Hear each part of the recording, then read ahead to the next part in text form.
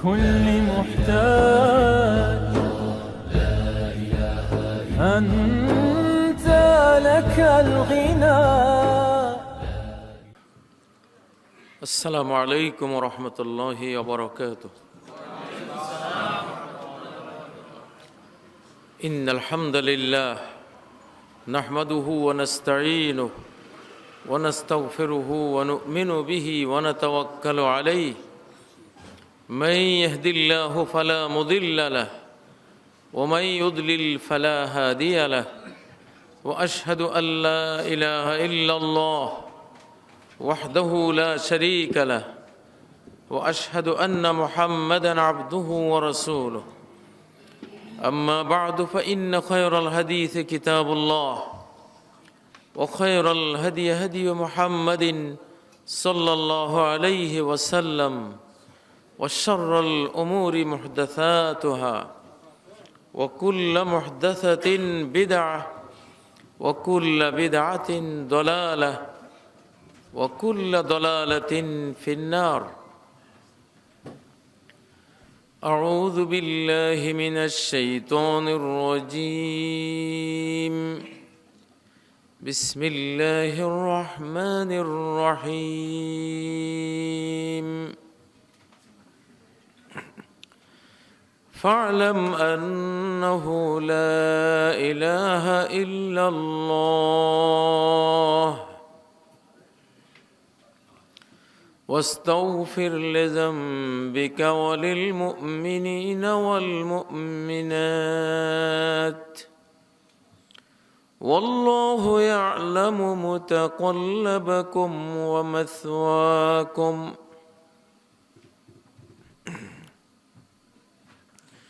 ولقد أوحي إليك وإلى الذين من قبلك لئن أشركت ليحبطن عملك ولتكونن من الخاسرين.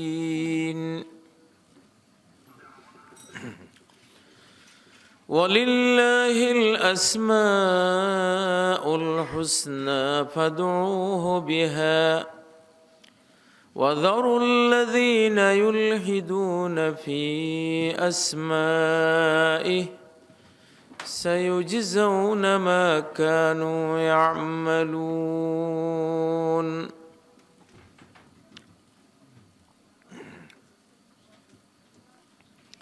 অধ্যক্ষার এই মুবারক অনুষ্ঠানের সম্মানিত সভাপতি,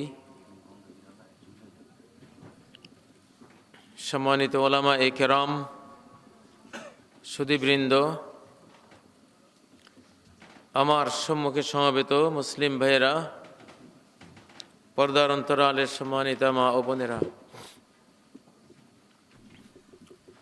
মহান আল্লাহ রাব্বুল ইজ্জতুল জালালের অনন্ত অসীম গুণগান বর্ণনা করছি, সীমাহীন প্রশংসা করছি, যিনি আমাদেরকে দুনিয়ার এই জান্নাতে সমবেত হওয়ার জন্য তৌফিক দিয়েছেন। আলহামদুলিল্লাহ। এই সমাবেশগুলি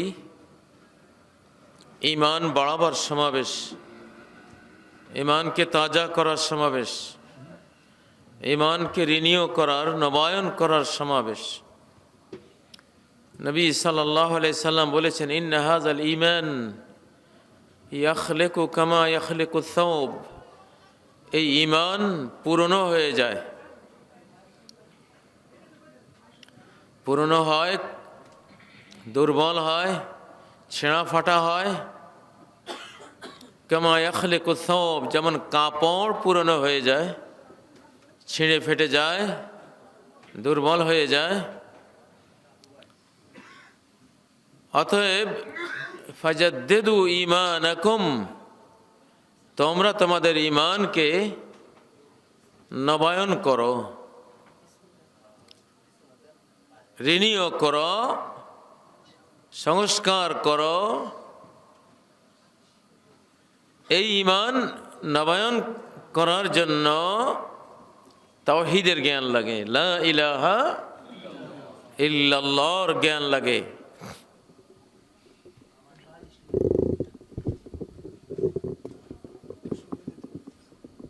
এখানে একটা বালিশ দিতে হবে, তাহলে উঁচু হবে।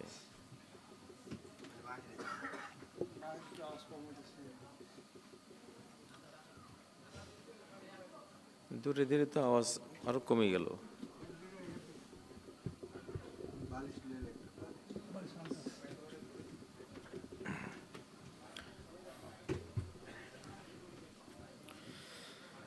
আমার পরামর্শ থাকবে, এই জাতীয় মাহফিলগুলিতে সবচেয়ে স্ট্রং মাইক যাতে ব্যবহার করা হয়। একে তো হকের মাহফিল, অধিকাংশ মানুষ এই মাহফিলগুলোর মর্ম বুঝে না, আসে না, দূরে থাকে। 50টা মাইক লাগাবেন, না আসলেও যাতে আওয়াজটা কানে চলে যায়। কিন্তু মুশকিল হলো হকের মানুষগুলি, সিস্টেমগুলি, মাইকগুলি খুব দুর্বল, আর গানের মাইকগুলি, সাউন্ড সিস্টেমের মাইক বিরাট শক্তিশালী। এটাও কিন্তু একটা সংস্কার করতে হবে আমাদেরকে। সত্যের আওয়াজ বুলন্দ করার জন্য সত্যের উপকরণগুলিকে সর্বোচ্চ মানের গ্রহণ করতে হবে, ব্যবস্থা করতে হবে। যাই হোক, আল্লাহ রাব্বুল আলামিন আমাদের তৌফিক দিয়েছেন দুনিয়ার এই জান্নাতে প্রবেশ করার জন্য, আলহামদুলিল্লাহ। প্রিয় ভাইরা, আহলে সুন্নাত ওয়াল জামাতের আকীদা অর্থাৎ মুসলিম, খাঁটি মুসলিমদের চেতনা বিশ্বাস কি হওয়া উচিত, সেই বিষয়ে কথা বলার জন্য আমাকে বিষয় দেওয়া হয়েছে। একজন মানুষ যখন ইসলাম বিষয়ে গভীর পড়াশোনা করবে, চিন্তা গবেষণা করবে, কোরআন অধ্যয়ন করবে, কোরআনের অর্থ বুঝবে, কোরআনের তাফসীর বুঝবে, নবী সাল্লাল্লাহু আলাইহি সাল্লামের হাদিস অধ্যয়ন করবে, বুঝবে, কোরআন এবং হাদিসকে একসাথ করে সহি জ্ঞানগুলো যখন বের করার চেষ্টা করবে,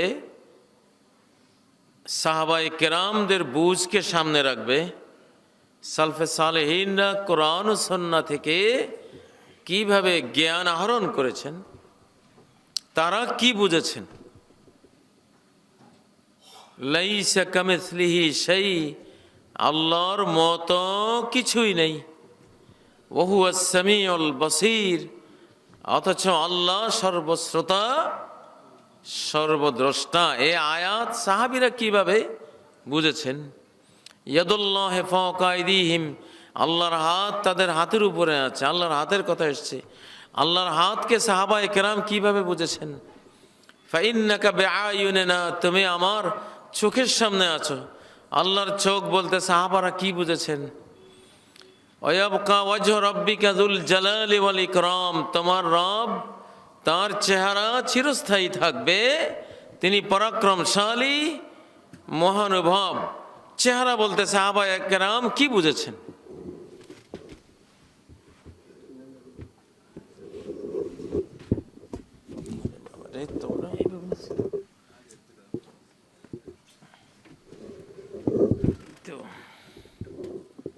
মুসলমান মানে দুর্বল হওয়া।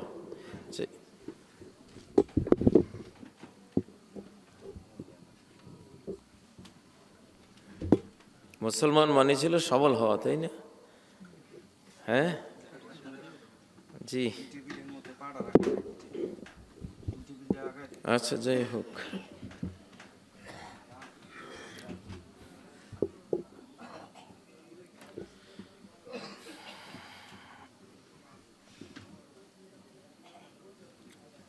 প্রিয় ভাইরা,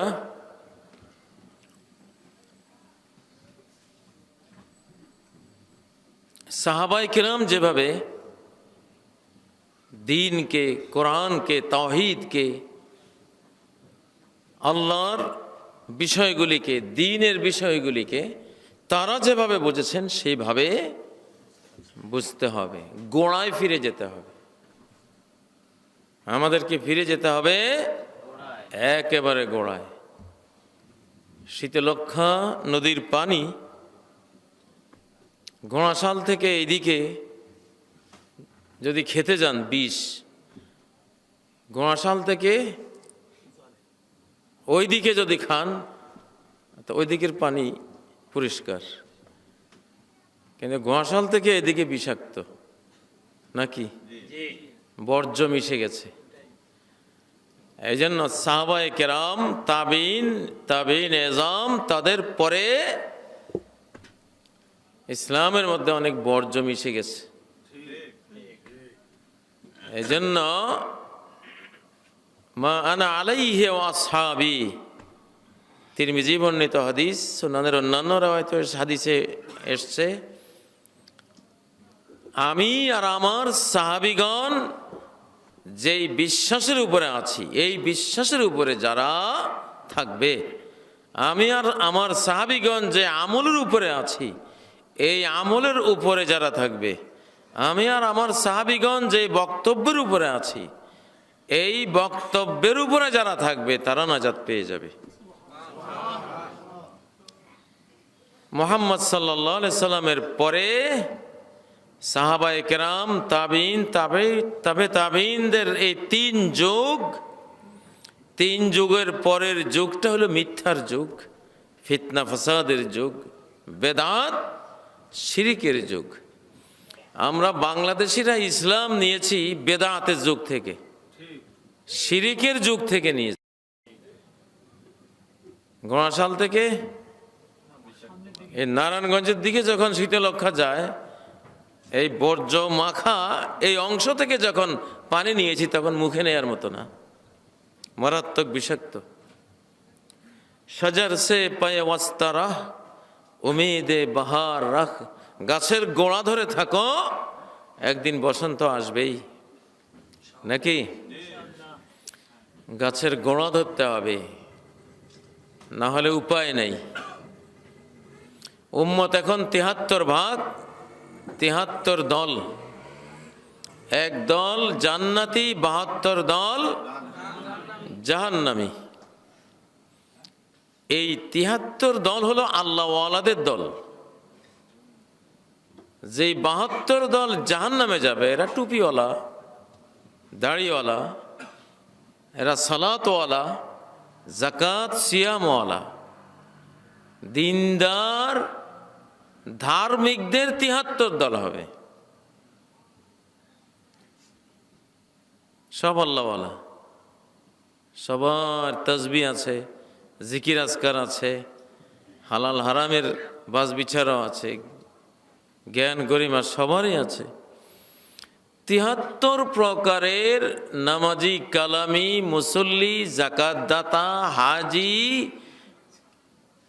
আল্লাহওয়ালা, এই ৭৩ দলের মধ্যে এক কিসিমের আল্লাহওয়ালারা জান্নাতে যাবে, ৭২ কিসিমের আল্লাহওয়ালারা জাহান্নামে যাবে। যারা হারামখোর, মদখোর, জিনাকার, জালিম, ডাকাত, চোর, অর্থ আত্মসাৎকারী, সুদখোর, খুনি, ওরা বাদ, ওরা ফিতনাতুশ শাহওয়াতের মধ্যে পড়ে আছে, ওরা সবাই মিলে একদল। ওদের কালেমা হলো দুনিয়া কা মজা লে লো, দুনিয়া তোমারই হ্যায়। বেদিনদের দল, ওদের ভিতরে যত নাস্তিক, বেঈমান, শট, যত চরিত্রহীন, ওরা ওই দলে আছে। ওইটা ৭৩ দলের বাইরে। লাতুসাব্বান্না আলাইকুমুদ দুনিয়া সাব্বান হাত্তা লা ইউযিগা কলবা আহাদিকুম ইল্লাহি। ইবনে মাজার হাদিস, গ্রহণযোগ্য সনদে বর্ণিত, দুনিয়া তোমাদের উপরে এমন মুষলধারার বৃষ্টির মতো বর্ষণ করা হবে, তোমাদের একজনের হৃদয়কে বক্রপথে নিয়ে যাবে ওই দুনিয়ার মোহ, দুনিয়ার লোভ। মুসলিম বিশ্বের কোটি কোটি মানুষ চলে গেছে ওই দলে। এরা পড়েছে ফিতনাতুশ শাহাওয়াত, ভোগ বিলাসের ফিতনা, খাওয়া দাওয়া ফুর্তি করার ফিতনা, দুনিয়ার মজা লুটার ফিতনা। এরা পড়েছে জিনা ব্যভিচারের ফিতনায়, এরা পড়েছে গার্লস ফ্রেন্ড মেয়ে বন্ধু রাখার ফিতনায়, এরা পড়েছে ছেলে বন্ধু রাখার ফিতনায়, এরা পড়েছে খ্রিস্টান স্টাইল, ইউরোপিয়ান স্টাইলের লাইফ, আমেরিকান স্টাইলের লাইফ, এরা পড়েছে এইসব ফিতনায়। এরা ভিন্ন গ্রুপ, এরাও জাহান্নামে যাবে। কিন্তু আল্লাহওয়ালাদের রয়েছে ৭৩ দল। এরা পড়েছে ফিতনাতুশ শুবহাত, ফিতনাতুশ শুবহাত। দুনিয়াদাররা পড়েছে ফিতনাতুশ শাহাওয়াতের মধ্যে, ভোগের ফিতনার মধ্যে। আর এরা পড়েছে ফিতনাতুশ শুবহাত, জাল ইবাদতের ফিতনার মধ্যে, জাল আকীদার ফিতনার মধ্যে, জাল ইসলামের ফিতনার মধ্যে, জাল হাদিসের ফিতনার মধ্যে, জাল বুঝ আর্টিফিশিয়াল বুঝের ফিতনার মধ্যে। এদের দিন আর্টিফিশিয়াল, এদের নামাজটা জাল, জিকিরগুলি জাল, এদের আকীদা বিশ্বাসের মধ্যে জাল, এদের চিন্তা চেতনার মধ্যে জাল ঢুকেছে। এরা জাল ইবাদতের ফিতনায় পড়ে কয় ভাগ হয়েছে? ৭৩ দল। ৭৩ দল বললে মনে করবেন না যে এই ৭৩ দলের মধ্যে সব বুঝি মানে শয়তান, বানর, বেনামাজি, বেদিন, বেসরা, ওরা না, ওরা না। এই লম্বা জামা জুব্বাওয়ালা, এই টুপি পাগড়ি, এই দাড়ি, নুরানি চেহারা, অথচ শয়তান। আলা কুল্লি সাবিলিম মিনহা শাইতানুন ইয়াদউ ইলাইহি। তরিকা বানাবে, প্রত্যেক তরিকার মাথায় একটা করে দাড়িওয়ালা, পাগড়িওয়ালা, আতরের সুবাসওয়ালা, এরকম আবা কাবা জুব্বাওয়ালা, তসবিওয়ালা শয়তান বসা। ও শয়তান সুরতে আল্লাহওয়ালা, সিরতে শয়তান। কার শয়তামি কুনদ নামশওয়ালি, গরওয়ালি ইনস্ত লানত বরওয়ালি। কাজ করে শয়তানের, জনগণ নাম দিছে আল্লাহর ওলি। এইটা যদি হয় আল্লাহর ওলি, তো এই ওলির উপরে আল্লাহ লানত পড়ুক। ঠিক নয় কি? খাজা বাবার দরবারে কেউ ফিরে না খালি হাতে, এইটা চোর ডাকাতের স্লোগান না, এটা টুপিওয়ালা, দাড়িওয়ালা, হ্যাঁ, দিনদারদের এক শ্রেণীর স্লোগান। ঠিক না?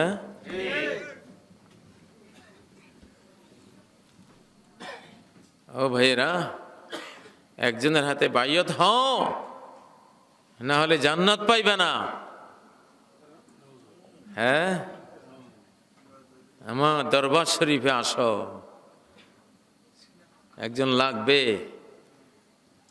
এই স্লোগান যারা দেয় এরা কি মদঘর? এরা কি বেদিন? এরা দিনদার, দিনওয়ালা। আমার হুজুর কি কম বুঝেছে? আমার হুজুর এইরকম, বাংলাদেশে ওনার মতো কেউ নাই। উনি যা বলছে সঠিক বলেছে। দুনিয়া একদিকে, আমার হুজুর একদিকে।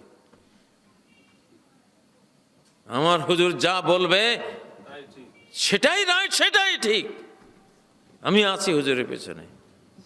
হুজুরের এমন কঠিন ভক্তরা আছে না নেই? এটা কি বেদিনদের স্লোগান না দিনদারদের?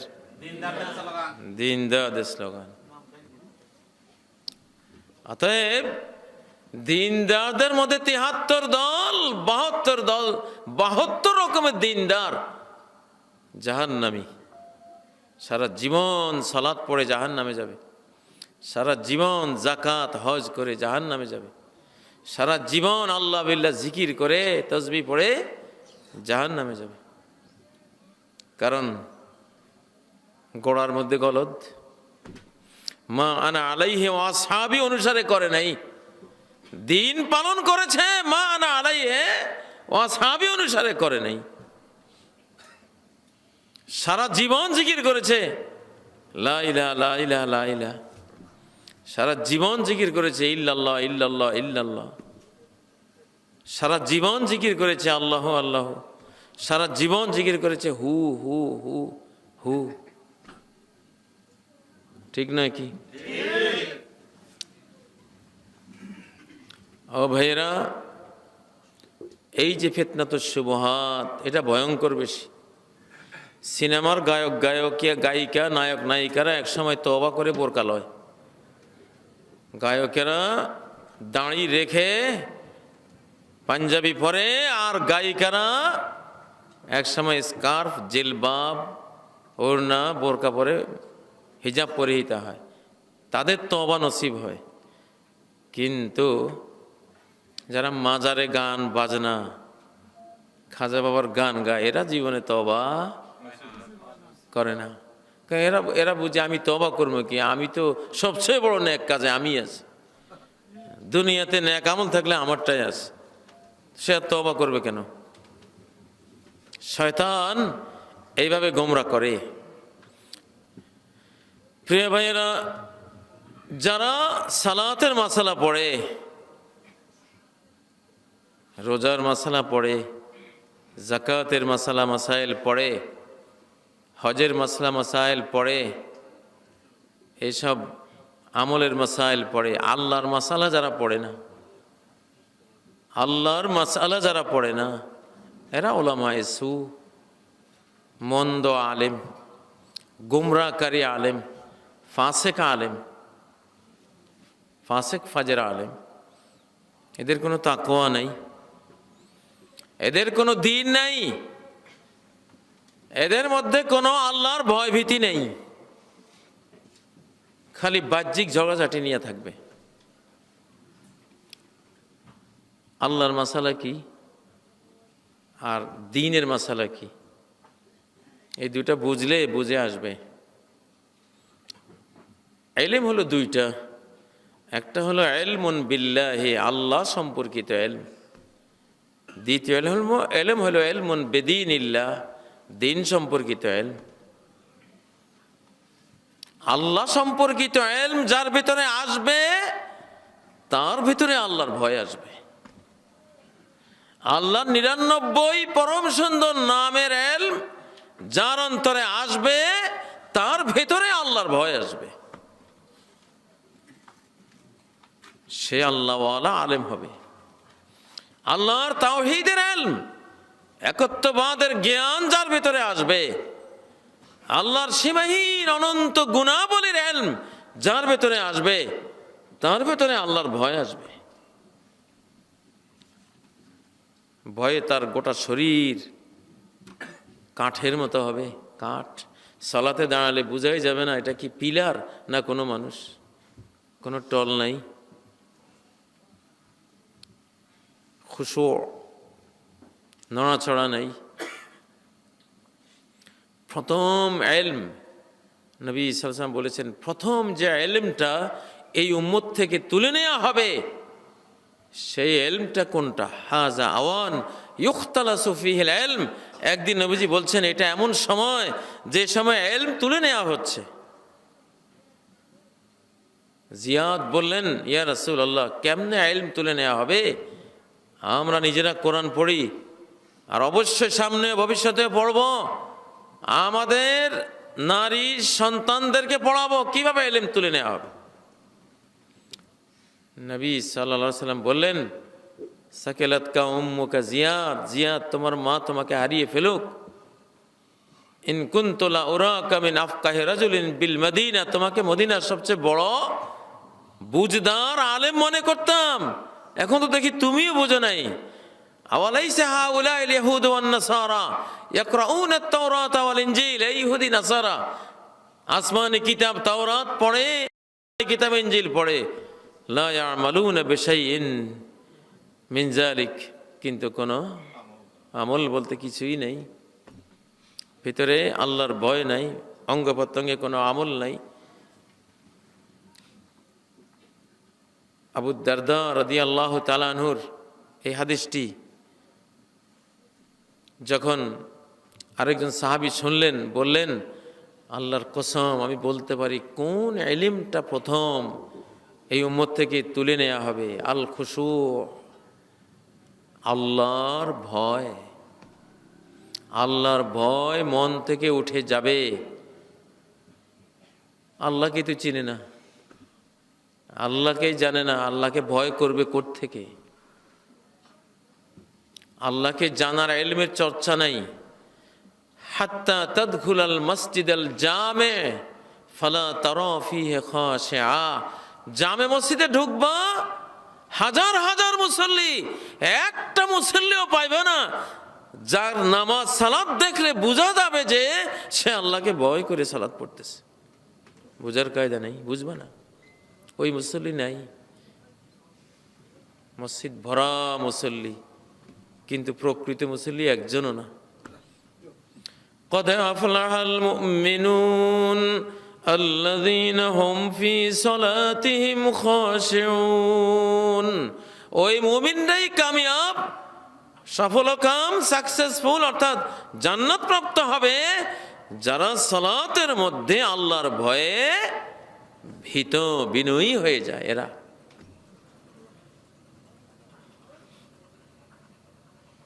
কাজী সোরাই যখন সালাতে দাঁড়াতেন, জঙ্গলে গিয়ে সালাতে দাঁড়াইলে শিয়াল এসে ওনাকে খামসাখামসি করত, কাপড় ধরে টানত, ঠ্যাং দিয়ে খামসানি দিত। এটা কি? এটা কি কোনো মানুষ না গাছ? এমনভাবে দাঁড়ায় যে কোনো নড়াছড়া নেই। আল্লাহু আকবার।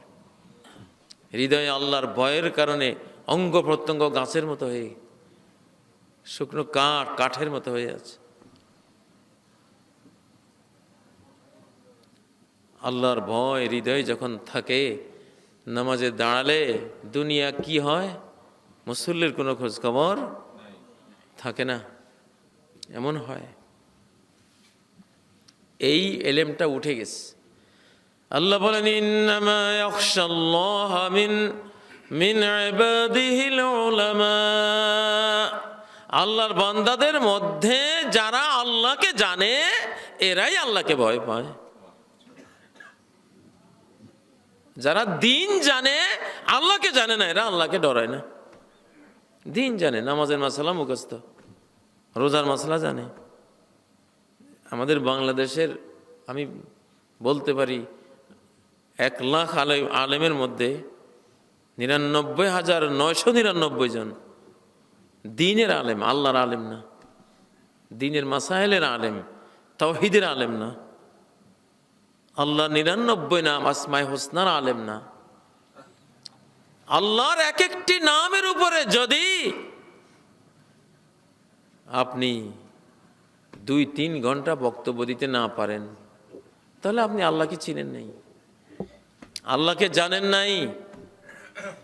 আল্লাহ যে কত বড়, আল্লাহু আকবার, আল্লাহু আকবার, আল্লাহ সবচেয়ে বড়। কি বুঝছেন? আল্লাহ সম্পর্কিত জ্ঞান কি আসছে? আল্লাহ সবচেয়ে বড়, আবার বলেন আল্লাহ সব জায়গায় আছে, আল্লাহ সব জায়গায় আছে। তাহলে জায়গাটাই বড়, আল্লাহ কেমনে বড় হইল?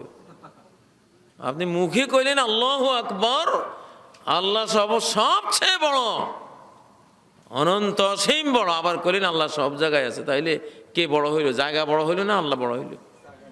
জায়গায় তো বড় হইল। এই ঘরের ভিতরে আল্লাহ সব জায়গায় আছে কইলে তো আপনার পকেটের ভিতরেও গেল। সব জায়গা বুঝেন? সব জায়গায় যদি আল্লাহ হন, ঘরের ভেতরে, কামরার ভেতরে, হ্যাঁ, যে কোনো ফাঁকা জায়গার ভেতরে, তাহলে আল্লাহ বড় হলো কেমনে? ও মুসলমান, তাহলে কি বলেন? মুখে আল্লাহ সবচেয়ে বড়, আবার সেই মুখে বলতেছেন আল্লাহ সব জায়গায় আছে। তার মানে আল্লাহ সবচেয়ে ছোট। ছোট একটা রুমে আপনি আছেন, আল্লাহ রুমেও আছে। তাহলে কি বললেন? এই মাটির পৃথিবীর উপরে সাত আকাশ, এক একটা আকাশে, এই আকাশগুলিতে বিজ্ঞানীদের হিসাব মতো 1100 কোটির চেয়ে বেশি ছায়াপথ গ্যালাক্সি আছে। এক একটা ছায়াপথে 10,000 কোটি থেকে 30,000 কোটি সূর্য নক্ষত্র আছে। এক একটা সূর্য 13 লক্ষ পৃথিবীর সমান। কল্পনা করেন, একটা গ্যালাক্সি কল্পনা করেন, তার মধ্যে 30,000 কোটি সূর্য নক্ষত্র থাকলে এই গ্যালাক্সিটা কি বিশাল। 13 লক্ষ পৃথিবীর সমান একটা সূর্য, এরকম 30,000 কোটি সূর্য যেখানে থাকে,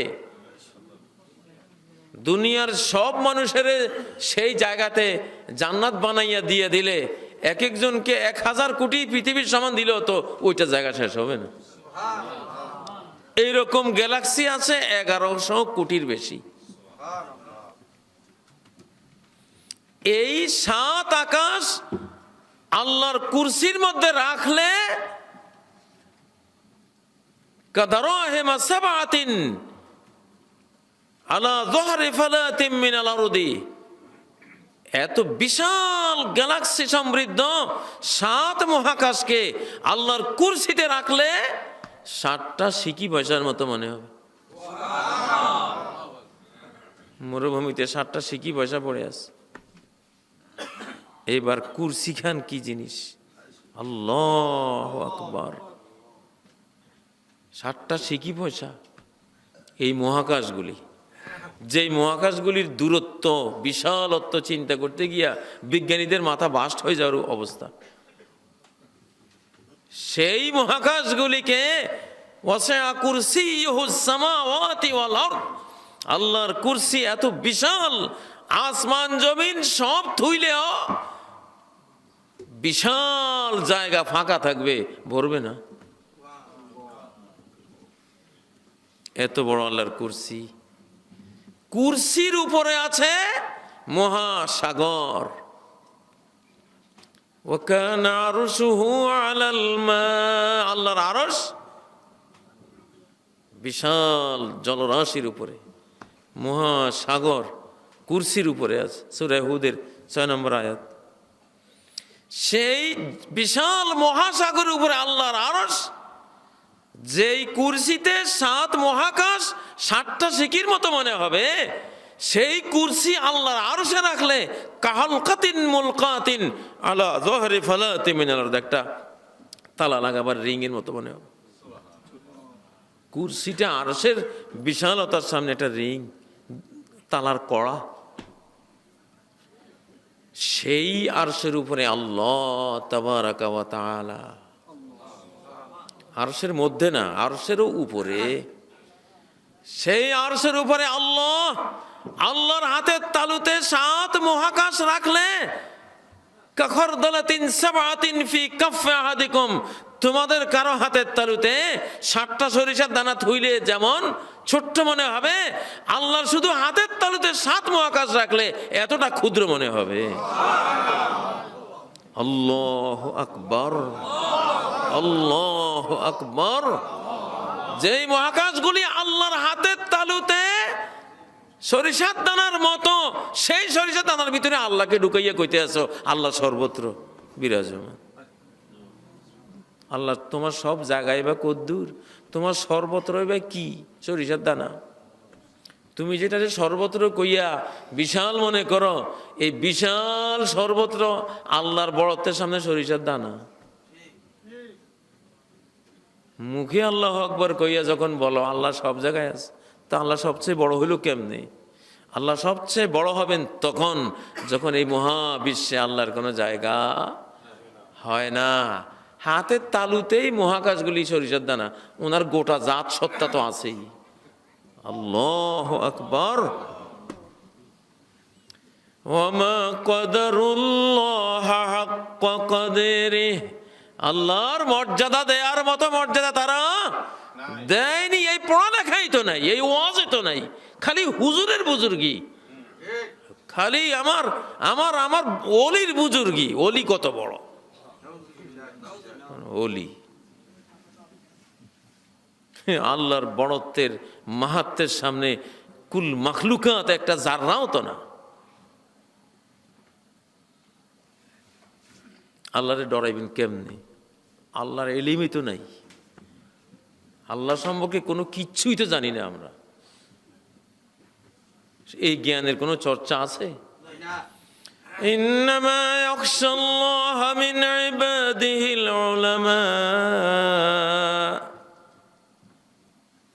আল্লাহ কাদির, কাদির, মহা শক্তিমান, সর্ব শক্তিমান। এক অর্ডার দেন, কোনো রড আনতে হবে না, ইট আনতে হবে না, সিমেন্ট টানতে হবে না, বালি আনতে হবে না, শুধু হও। হওয়ার সাথে সাথে এই মহাবিশ্বের মতো হাজার কোটি মহাবিশ্ব সৃষ্টি করে ফেলতে পারেন।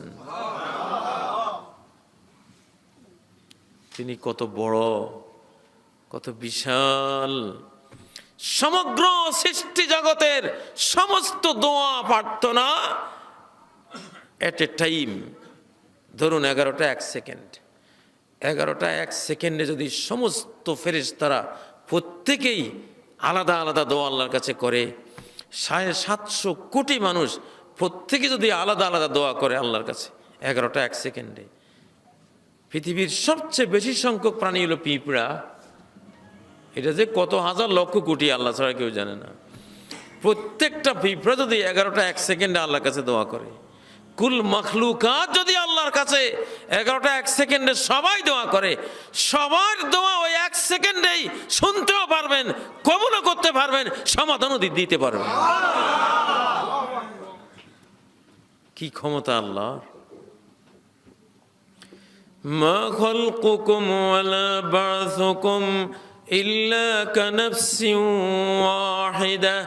তোমাদের সবাইকে বানানো যা, তোমাদের একজনকে বানানো যা, সবাইকে বানানো তা এক সমান। সবাইকে পুনরুজ্জীবিত করা, একজনকে পুনরুজ্জীবিত করতে যা, সবাইকে পুনরুজ্জীবিত করতেও তা। কোনো বেশ কম না, একটা অর্ডার শুধু। আল্লাহু আকবার। এই জন্য আল্লাহ সম্পর্কে করতে হবে। ওয়ালিল্লাহিল আসমাউল হুসনা ফাদউহু বিহা। আপনার প্রতি আপনার পীর সাহেব বেশি দয়ালু না আল্লাহ দয়ালু বেশি? মা বেশি দয়ালু না আল্লাহ বেশি দয়ালু? আম্বিয়ায়ে কেরাম বেশি দয়ালু না আল্লাহ বেশি দয়ালু? আল্লাহ তার রহমতকে 100 ভাগ করে, স্নেহ মায়াগুলিকে 100 ভাগ করে 1 ভাগ দিয়েছেন সমস্ত আম্বিয়া, আউলিয়া, ইমানদার, মখলুকাত, হায়াওয়ান, জানোয়ার, মানব, দানব, ফেরেশতা। একটা রহমত ভাগ করে দিয়েছেন সমগ্র বিশ্বজাহানকে। ওই 100 ভাগের কতটুকু পাইছেন এক একজন নবী, ওটা দিয়ে ওনারা কত বড় রাহমাতুল আলামিন আমাদের নবীজি, ঠিক না? 100 ভাগের 1 ভাগের একটা অংশ উনি পেয়েছেন। ওই 100 ভাগের 1 ভাগের মায়া দয়া দিয়া সমস্ত মায়েরা সন্তানদের আদর জানায়, স্নেহ জানায়, পশু পাখিরা তাদের শাবকদেরকে আদর জানায়। 1 ভাগের এই দশা, এই 1 ভাগের তোড়ে এক একজনের মহাব্বতে লাইলি মজনু হয়ে যাচ্ছে। বন্ধুরে, তোরে দেখলে তোরি, না দেখলে মরি, ঠিক না? 100 ভাগের 1 ভাগ মায়া। মুরগিটা কি পাইছে, কতটুকু পাইছে? চাওয়ালি মুরগি, মুরগির বাচ্চা ফোটাবার পরে সামনে দিয়ে যাইতে কি খামসানি মারে উড়ি আসিয়া। কোনো ইমাম গেল না, খতিব গেল, বাজ বিছান নাই, খামসানি একটা দেবেই। কতটুকু পাইছে মায়া! আল্লাহু আকবার। সেই 100 ভাগের 1 ভাগের একটুখানি মায়া মানুষ দেখায় তার দয়াল বাবা, দয়াল দয়াল কইয়া গান গাইতে গাইতে জিব্বা কয়, তুই আল্লাহর দয়া বুঝলি না? তুই যে আল্লাহকে চিনস নাই। আল্লাহ রহমান রাহিমের রহমতের অনন্ত অনন্ত অনন্ত মহাসাগর, দয়ার যে অনন্ত কুল কিনারা বিহীন সাগর, তিনি আল্লাহু আকবার। ওই দয়ার কিছুই জানিস না তুই, এই জন্য তুই দয়াল দয়াল কইয়া মানুষকে দয়াল কইয়া জীবন ব্যয় করে দিচ্ছিস। মূল দয়ার যিনি আকর খনি, তার খোঁজ খবর নাই। আসলে আল্লাহকে না জানলে এই মানুষের কোনো ভ্যালুই নেই, কোনো মূল্যই নেই, তার ইবাদতেরও কোনো মূল্য নেই। ঠিক নয় কি? এই জন্য আল্লাহকে জানতে হবে, আল্লাহকে জানতে হবে, সঠিকভাবে জানতে হবে। এটাই আকীদার মূল কথা, প্রথম কথা। আল্লাহ সম্পর্কে ভুল ধারণা কয় আল্লাহ নিরাকার, আল্লাহ সব জায়গায় আছে, এটা এক কুফরি কালাম। আল্লাহ নিরাকার, ওটা আরেক কুফরি কালাম। আল্লাহর হাত কুদরতি হাত, আল্লাহর চেহারা কুদরতি চেহারা, আল্লাহর পা কুদরতি পা, আল্লাহর চোখ কুদরতি চোখ, এটা আরেক কুফরি কালাম। কথা বোঝেন না? কতগুলি ভুল। ইমাম আবু হানিফা আল-ফিকুল আবসাত, আল-ফিকুল আকবর বইতে উল্লেখ করেছেন, ওয়ালা ইউকালু ইয়াদুহু কুদরাতুহু, এইটা বলা যাবে না যে আল্লাহর হাত কুদরতি হাত, এটা বলা যাবে না। সে ইমাম আবু হানিফা রাহমাতুল্লাহ আলাইহিকে ফলো করে যারা দাবি করছে, তারাও ইমাম আবু হানিফা রাহমাতুল্লাহ আলাইহির এই আকীদা মানল না। ওরা বলতেছে কুদরতি হাত, কুদরতি পা। তুমি কুদরতি পাইছো কই? আল্লাহ তো কুদরতি বলেন না, উনি বলছেন ইয়াদুল্লাহ, আল্লাহর হাত। তুমি আল্লাহর হাতের জায়গায় কুদরতি শব্দ বাড়াইলে কেন? ঠিক না? ওয়াজহু রাব্বিকা, তোমার রবের চেহারা, কুদরতি চেহারা বাড়াইলে, কুদরতি বাড়াইলে কেন এখানে? এটা বাড়তি কেন করলা? 5 5 5 যোগ 5 সমান সমান কত? যদি 11 লেখে হবে না? তুমি তো 1 বাড়াই দিলে, কুদরতি বাড়াই দিলে, এটা বাড়াইলে কেমনি? প্রিয় ভাইরা, আমাদের সমাজে এই জন্য এই কিসিমের বাংলাদেশের অধিকাংশ নামাজি মুসল্লিরা মনে করে আল্লাহ সব জায়গায় আছে। 72 দলে পড়ে গেল, 72 দলে পড়ে গেল কিনা?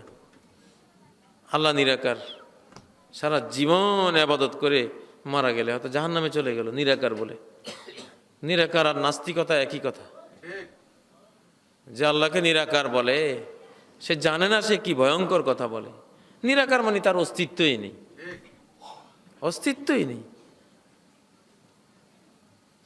সহিহ বুখারীর হাসর অধ্যায়ের হাদিস, ফায়াতিহিমুল্লাহু ফি সূরাতিহিল্লাতী ইয়ারিফুনাহু ফিহা, হাসরের দিন আল্লাহ তার সূরত, তার আকৃতি নিয়ে আসবেন, যে সূরত আকৃতি নিয়ে আসলে মুমিনরা মুসলিমরা আল্লাহকে চিনতে পারবে।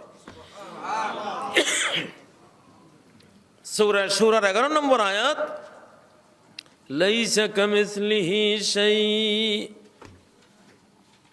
এই আয়াত সম্বন্ধে একটা অত্যন্ত সূক্ষ্ম সুন্দর তাফসীর, সত্য হক তাফসীরে বলা হয়েছে, ইন্নাহু আহসানুল আশিয়াই ওয়া আজমালুহা, সমস্ত সৃষ্টি জগতের চেয়ে আল্লাহ বেশি সুন্দর। কুল মখলুকাতের সৌন্দর্য একসাথ করলেও আল্লাহর সৌন্দর্যের লক্ষ কোটি কোটি কোটি ভাগেরও 1 ভাগ হবে না। এলাকায় যদি বলে যে এই মেয়েটার মতো মেয়ে গোটা এলাকায় নাই, মানে সে সবচেয়ে সুশ্রী, ঠিক না? নবীজির যারা হুলিয়া বায়ান করতেন তারা বলতেন, লাম আরা ক্বাবলাহু মিসলাহু ওয়ালা বা'দাহু মিসলাহু, নবীজির মতো কাউকে তার আগেও দেখি নাই, তারপরেও দেখি নাই। মানে তার মতো সুন্দর মানুষ তার আগেও দেখি নাই, তার মৃত্যুর পরেও দেখি নাই।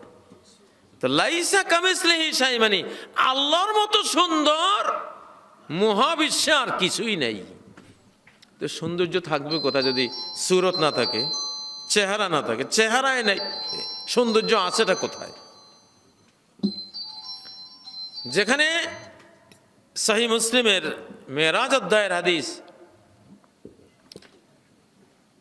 হিজাবুহুন নূর, আল্লাহ নিজেকে আড়াল করে রেখেছে নূরের পর্দার পেছনে, নূরের পর্দার দ্বারা নিজেকে আড়াল করে রেখেছে। লাউ কাশাফাহু লাহরাকাত সুবহাতু ওয়াজহি মান তাহা ইলাইহি বাসারুহু মিন খালকি, যদি আল্লাহ তার নূরের পর্দা সরাই দেন, তার চেহারার সৌন্দর্য, চেহারার জ্যোতি গোটা সৃষ্টি জগৎকে জ্বালিয়ে পুড়িয়ে ছাই ভস্ম করে দেবে। আল্লাহ সম্পর্কিত এই আকীদাগুলি, এই মহামূল্যবান ইলমগুলি যদি না থাকে, আপনি আল্লাহ সম্পর্কে কি বুঝবেন? বুঝার কোনো কায়দা আছে?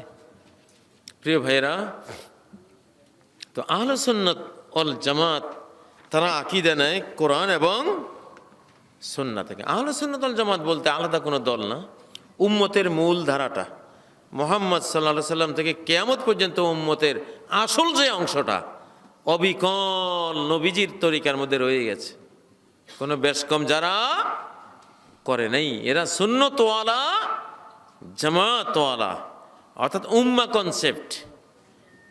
এরা উম্মতের মধ্যে ভাগাভাগি করে না, এরা বলে আমরা সবাই এক উম্মত, মুসলমান সবাই কি এক উম্মত। সাহাবীদের সাথে তাদের আকীদা মিলে, তাদের আমল মিলে, তাদের বক্তব্য মিলে, নবীজির সাথে মিলে, কোরআনের সাথে মিলে। এই যাদের চেতনা বিশ্বাস, তারাই হলেন আহলুস সুন্নতি ওয়াল জামাত, আহলুস সুন্নতি মুহাম্মাদিন সাল্লাল্লাহু আলাইহি সাল্লাম ও আহলু জামাতি সাহাবা। সাহাবী জামাতের সাথে যারা আছে, মুহাম্মদুর রাসূলুল্লাহ সাল্লাল্লাহু আলাইহি সাল্লামের সুন্নতের সাথে যারা আছে, এরা। প্রিয় ভাইরা, আমাদের বাংলাদেশে আমরা যেটা মনে করি যে বুজুর্গেরা ভুল করতে পারে না, বুজুর্গেরা ভুল করে না। পীর সাহেব যদি বলে মদ দিয়া মুসল্লাকে রঙিন করে সেই মুসল্লায় নামাজ পড়ো, তবুও পড়তে হবে। বোমায় সাজ্জাদা রঙ্গি কুন গরাত পীরে মুগা গোয়াদ, যদি কামেল পীরে বলে মুসল্লাকে মদ দিয়া রঙিন করো, তাহলে করবা। নাউযুবিল্লাহি মিন যালিক। কি কথাটা? আল্লাহ বলেন ইন্নামাল খামরু ওয়াল মাইসিরু ওয়াল আনসাবু ওয়াল আজলামু রিজসুন, মদ, জুয়া, ভাগ্য পরীক্ষা, শিরকি, তীর, মূর্তি পূজার বেদী, রিজসুন, এগুলি নাপাক। এগুলি কি নাপাক? 20টা। এগুলি কি 20টা? মুরগির 20টা নাপাক না? মানুষের 20টা নাপাক না?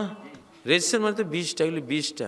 এখন যদি পীর সাহেব কয় মশলার মধ্যে 20টা লাগাই দিয়াও নামাজ পড়ো, তাহলে নাকি মুরিদকে পড়তে হবে। কত বড় ভুল! মানে উনি ভুল করেন নাই, উনি বললে তুমি আমল করবা, ওনাটা ঠিক আছে। আস্তাগফিরুল্লাহ। হ্যাঁ, যেখানে আল্লাহ বলেন ওয়াসিয়াবাকা ফাতাহির, তোমার কাপড় পবিত্র করো, ওয়াতাহির বাইতি, আমার ঘরকে পবিত্র করো, সেখানে অপবিত্র বানাইয়া সালাত পড়ার কথা বলা হচ্ছে। কত বড় গলত কথা! প্রিয় ভাইরা, আকীদার চ্যাপ্টারটা বিশাল চ্যাপ্টার। মুদ্রা কথা হলো আমরা কোরআন এবং সুন্নায় যা আছে হুবহু সেটাকে সেইভাবে আমরা মানব, বাস। আমাদের দিন শুরু হবে আল্লাহর ইলম দিয়া, নামাজের ইলম দিয়া দিন শুরু করব না, তাহলে গলত। রোজার ইলম দিয়া দিন শুরু করব না, গলত। হজের ইলম দিয়া দিন শুরু করব না, গলত। দিন শুরু করব আল্লাহর ইলম দিয়া। দিন শুরু হবে লা ইলাহা ইল্লাল্লাহর ইলম দিয়া। ফা'লাম আন্নাহু লা ইলাহা ইল্লাল্লাহ, লা ইলাহা ইল্লাল্লাহ সম্পর্কে ইলম অর্জন করো, নলেজ অর্জন করো, জ্ঞান অর্জন করো, পাণ্ডিত্য অর্জন করো, ডক্টরেট ডিগ্রি অর্জন করো। তা ইলম অর্জন করতে গেলে কোনো একটা ইলম নিতে 12 বছর লাগে, কোনোটা 16 বছর যায়, কোনোটা 20 বছর যায়। তুমি লা ইলাহা ইল্লাল্লাহর ইলম অর্জন করতে কয় বছর ব্যয় করেছো? কয় বছর? আল্লাহ নবী নবী হওয়ার পরে লা ইলাহা ইল্লাল্লাহর উপরে 11 বছর কাটিয়ে দিয়েছেন। কত বছর? দিন তাইলে কি দিয়ে শুরু হয়েছে? লা ইলাহা ইল্লাল্লাহর ইলম দিয়া। লা ইলাহা ইল্লাল্লাহ, এই আল্লাহর মধ্যে 99টা নাম লুকিয়ে আছে। তাহলে লা ইলাহা ইল্লাল্লাহকে যদি 99 নাম যোগ করে করে করে বুঝতে যান, তারা 99 বার 99 ভাবে লা ইলাহা ইল্লাল্লাহ বুঝলে কিছুটা বোঝ হয়তো আসলো। আল্লাহর এক নাম হলো হাদি, হেদায়েতকারী। লা ইলাহা ইল্লাল্লাহ অর্থ কি তাহলে? লা হাদিয়া ইল্লাল্লাহ, হেদায়েতের ক্ষমতা, হেদায়েত করার ক্ষমতা আল্লাহ ছাড়া মহাবিশ্বের কোনো নবীর নাই, কোনো অলির নাই, কোনো ফেরেশতার নাই, কোনো কারোই নেই। এই জন্যই তো মুহাম্মদ সাল্লাল্লাহু আলাইহি সাল্লাম উনি ওনার জ্ঞান, ওনার ফয়েজ দিয়ে আবু তালেবকে মুসলমান বানাইতে পারেননি। আর বাংলাদেশে পীর সাহেবেরা নাকি ফয়েজ দিয়া মুরিদের হেদায়েত করে ফেলে। এটা তো লা ইলাহা ইল্লাল্লাহর সাথে সংঘর্ষ। লা হাদিয়া ইল্লাল্লাহ, এই জন্য ইহদিনাস সিরাতাল মুস্তাকিম। আল্লাহ হেদায়েত তো আপনার কাছে, আপনি আমাদেরকে সরল পথ দেখান। এখন হেদায়েতের আশায় কাজী ইব্রাহিমের কাছে আসলে কোনো লাভ নেই। হেদায়েতের বায়ান শুনতে পারেন, বায়ান সে দিতে পারে, কিন্তু এই হেদায়েত অন্তরে আলোকিত করে আপনাকে হাত ধরে মসজিদে নিয়ে যাওয়ার ক্ষমতা একমাত্র কার? এই ক্ষমতা আল্লাহ ছাড়া আর কারণ ইলাহা দিয়া ইল্লাল্লাহ। হেদায়েতের সমস্ত নিয়ম কানুন আসবে কার থেকে? তাহলে আপনি তরিকা দিলেন কেন? এখানেই তো আপনি যখনই নকশেবন্দি তরিকা দিলেন, চিশতিয়া তরিকা দিলেন, কাজী ইব্রাহিম যদি ইব্রাহিমিয়া তরিকা দেয়, তাহলে লা ইলাহা ইল্লাল্লাহর সাথে গন্ডগোল তো শুরুতে লাগে গেল। কারণ হেদায়েতের তরিকা দিবে কে? ইন্নাকা লামিনাল মুরসালিন আলা সিরাতিম মুস্তাকিম তানজিলাল আজিজির রহিম। নিশ্চয় আপনি রাসূলগণের একজন সিরাতে মুস্তাকিমের উপর আছেন, যে সিরাতে মুস্তাকিম নাজিল হয়েছে আজিজে রহিমের কাছ থেকে। তরিকা নাজিল হইতে হবে আল্লাহর কাছ থেকে। তরিকা, তুমি নকশবন্দ একটা গ্রামের নাম, নকশবন্দ গ্রামে বসে একটা তরিকা বানাইয়া চালাই দিলে নকশবন্দি তরিকা। তোমার গরু গাড়িতে চড়ে চাঁদে যাওয়া যাইব? তোমার গরু গাড়িতে চড়ে জান্নাতে যাওয়া যাইব? জান্নাতে যেতে হলে যেই রজ্জু ধরে জান্নাতে যাইবা, রজ্জুটা জান্নাতের উপর থেকে আসতে হবে। কিতাবুল্লাহ হলো সেই রশি যেটা জান্নাতের উপর থেকে, আরশের উপর থেকে, আল্লাহর কাছ থেকে আসছে। তরবুহু বেয়াদিল্লাহ, এই কিতাব, কিতাবুল্লাহ একটা রশি, এটার এক মাথা বেয়াদিল্লাহ, আল্লাহর হাতে ধরা। তোমরা দুনিয়া নামক কূপে পড়ে গেছো, তোমাদের বাবাই ভুল করছে, আদম আর হাওয়ায় ভুল করছে, ভুলের কারণে দুনিয়া নামক কূপে পড়ে গেছো। কূপ থেকে উদ্ধার করার জন্য আল্লাহ রশি ছাড়িয়ে দিয়েছে উপর থেকে। এখন রশি ধরো, আল্লাহ টেনে তুলবেন, সে রশি হলো কোরআন। ওয়াতাসিমু বিহাবলিল্লাহি জামিআ, রশি একখান আল্লাহ ছাড়ছে কূপে পড়া আদম সন্তানদের তুলে নেওয়ার জন্য, সেই রশিকে সবাই মিলে ধরো, সেই রশিটা হলো কোরআন। তাহলে হেদায়েতের রশি, হেদায়েতের তরিকা কে দিবে? এখন লা ইলাহা ইল্লাল্লাহ বুঝেন না, এই জন্য তরিকা বানাই বসে দিয়েছেন। কাজী ইব্রাহিম কোনো তরিকা বানায় না, কারণ সে লা ইলাহা ইল্লাল্লাহর এই জ্ঞানটা পাইছে, এই জন্য জীবনে কোনোদিন তরিকা বানাইতো না। বুঝা লাইছে নাকি?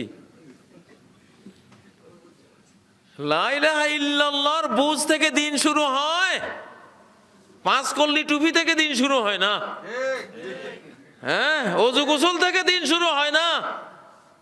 লম্বা কুত্তা, হ্যাঁ কানি ফাড়া কুত্তা, লম্বা টুপি গোল টুপি থেকে দিন শুরু হয় না।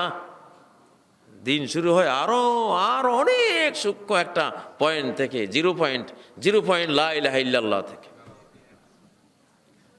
সেখান থেকে শুরু করে আগে 11 বছর লা ইলাহা ইল্লাল্লাহর উপরে গবেষণা করো না।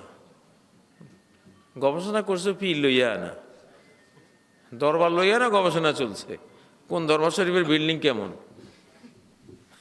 নাকি কত বড় জায়গা, হুজুরের চেহারা কেমন নুরানি, দাড়ি মোবারক কেমন, এগুলো নিয়ে না গবেষণা করছো।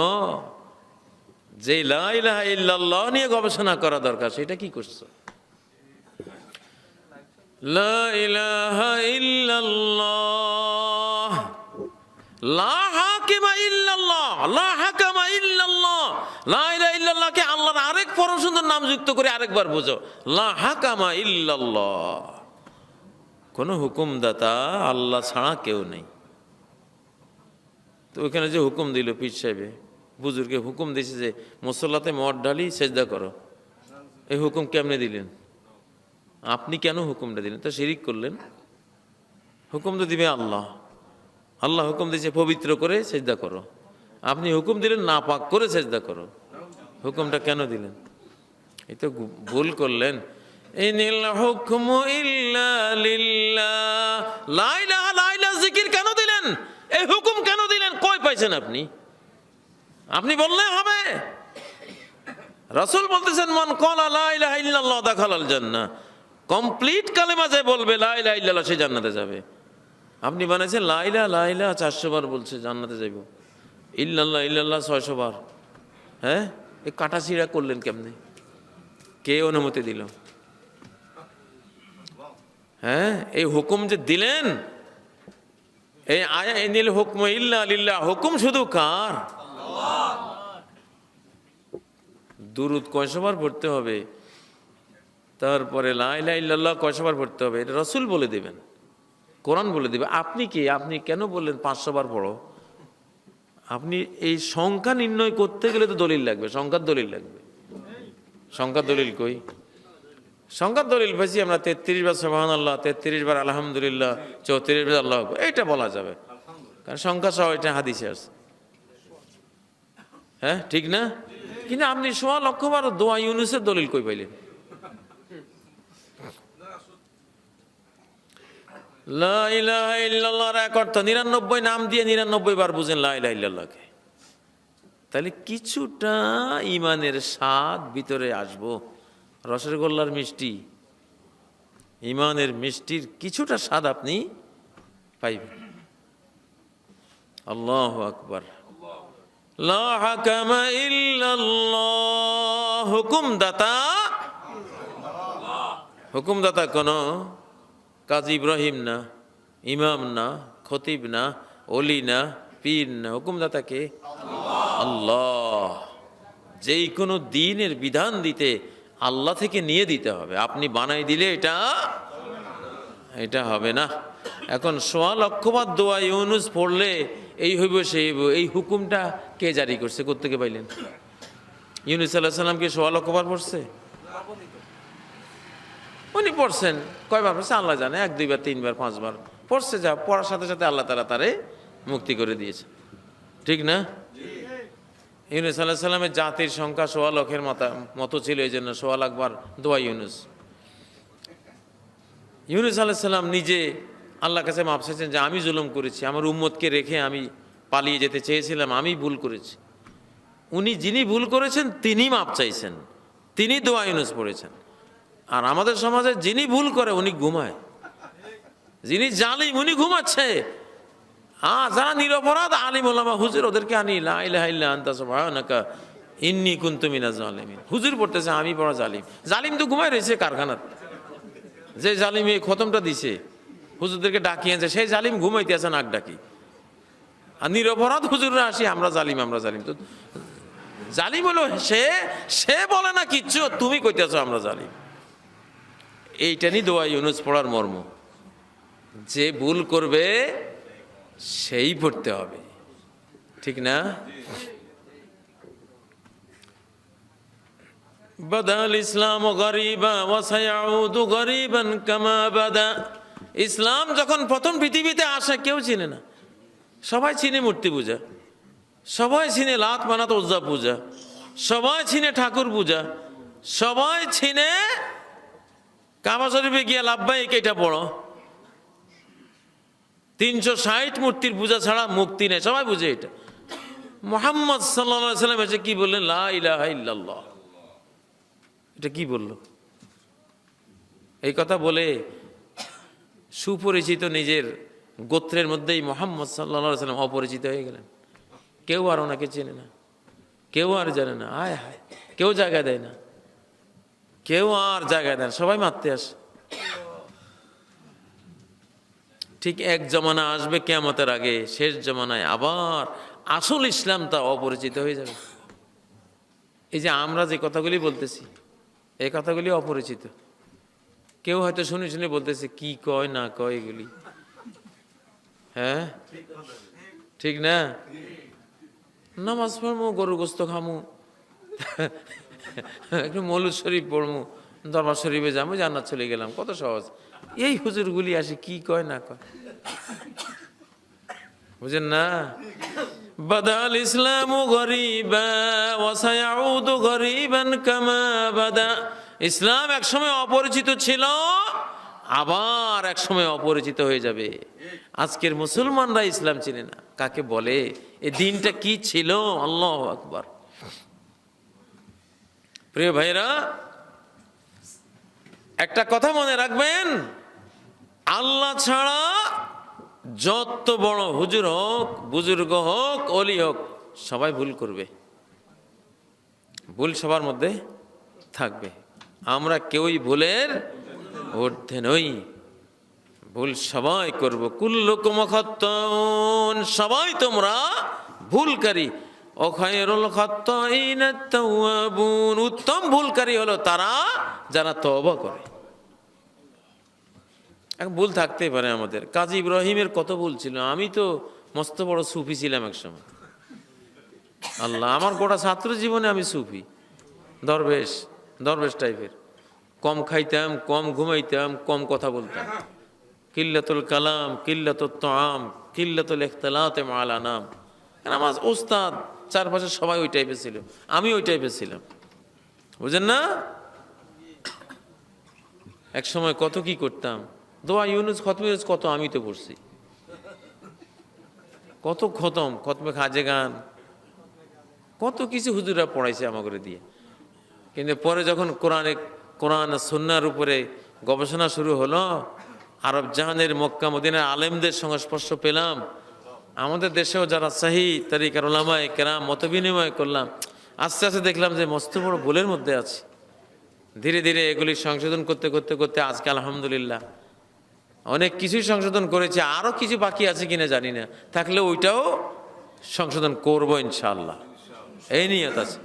ভুল করা দোষ না, ভুল জানার পরে ধরে রাখা এটা হলো দোষ।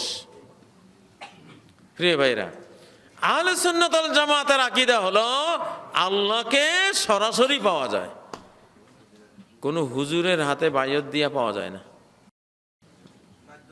কোনো মাধ্যম ধরলে আর পাইতেন না। আল্লাহকে পাওয়ার একটাই মাধ্যম, যে সরাসরি সেজদা। আল্লাহকে পাওয়ার মাধ্যম কয়টা?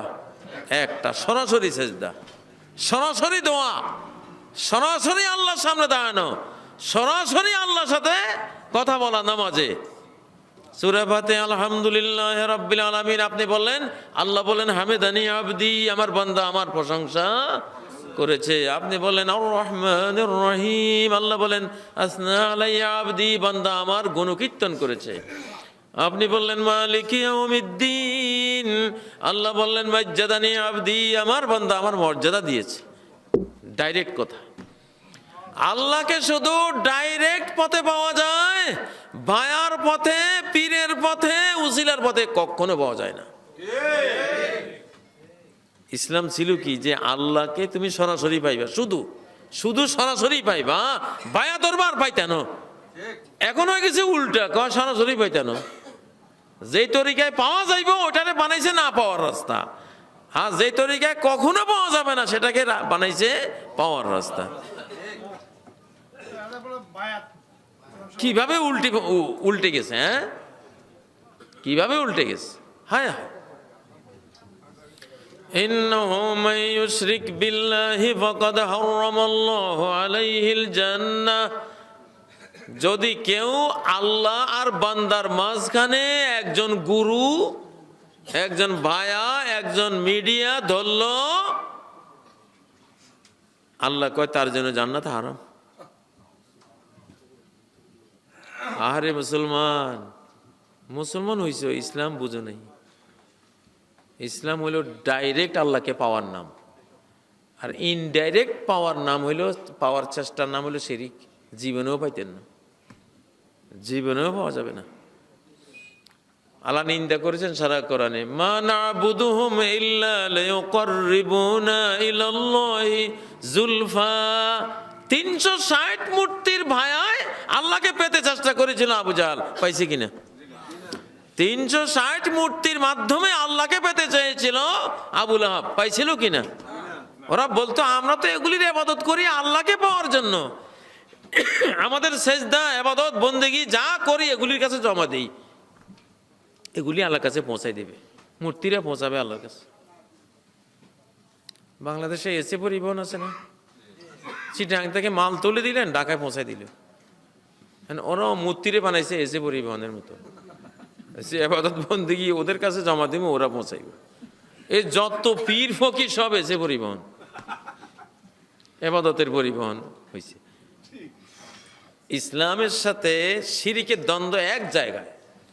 ইসলাম বলে আল্লাহকে শুধু ডাইরেক্ট পাওয়া যায়, ইনডাইরেক্ট কখনো পাওয়া যায় না। শিরিক বলে না, আল্লাহকে ডাইরেক্ট পাওয়া যায় না, আল্লাহকে ইনডাইরেক্ট পাওয়া যায়। একজনকে ধরতে হবে, আউলিয়া ধরতে হবে, এইটা বলে শিরিকলারা। আল্লাহ বলেন, ইত্তাবিউ মা উনজিলা ইলাইকুম মির রাব্বিকুম ওয়া লা তাত্তাবিউ মিন দুনিহি আউলিয়া। যা নাজিল করা হয়েছে এটার অনুসরণ করো, আল্লাহকে বাদ দিয়ে আউলিয়ার অনুসরণ করো না, তাহলে সর্বনাশ। ঠিক কিনা? নূহের জাতি তলিয়ে গেছে তুফানে একটা বলে, ওরা বলতো আল্লাহকে সরাসরি পাওয়া যাবে না। ওয়াদ, সুয়া, ইয়াগুস, ইয়াউক, নাসার 5 আউলিয়া, 5 আউলিয়ার ভায়া হয়ে আমরা ওনাদেরকে ইবাদত দেব, ওনাদের আমার কলব ওনার কলবের দিকে মোতাবাজ্য হবে, ওনার কলব ওনার দাদা পীরের কলবের দিকে মোতাবাজ্য হবে, এই ভায়া হয়ে হয়ে হয়ে আল্লাহকে পাইতে হবে। এটা নূহের জাতি বলতো। সবগুলি আল্লাহ তলায় দিস, মেরে দিস। কথা বলছেন? নূহ থেকে মুহাম্মদ সাল্লাল্লাহু আলাইহি সাল্লাম পর্যন্ত 1,24,000 নবীর সাথে উম্মতের, মুশরিক উম্মতের দ্বন্দ্ব ছিল এই এক পয়েন্টে। নবীরা বলতো আল্লাহকে সরাসরি পাওয়ার চেষ্টা করো, ওরা বলতো না, সরাসরি পাইতাম না। কথা বলছেন? একখান কথা বুঝলে গোটা ইসলাম বুঝবেন। ইসলামের মূল সৌন্দর্য হলো তুমি হরিজন হও, তুমি ডোম হও, তুমি কচ্ছপ হও, নিম্ন বর্ণের হও, যত ক্ষুদ্র হও, তোমার এই মর্যাদা আল্লাহ দিয়েছেন যে তুমি সরাসরি আল্লাহকে পাইতে পারো।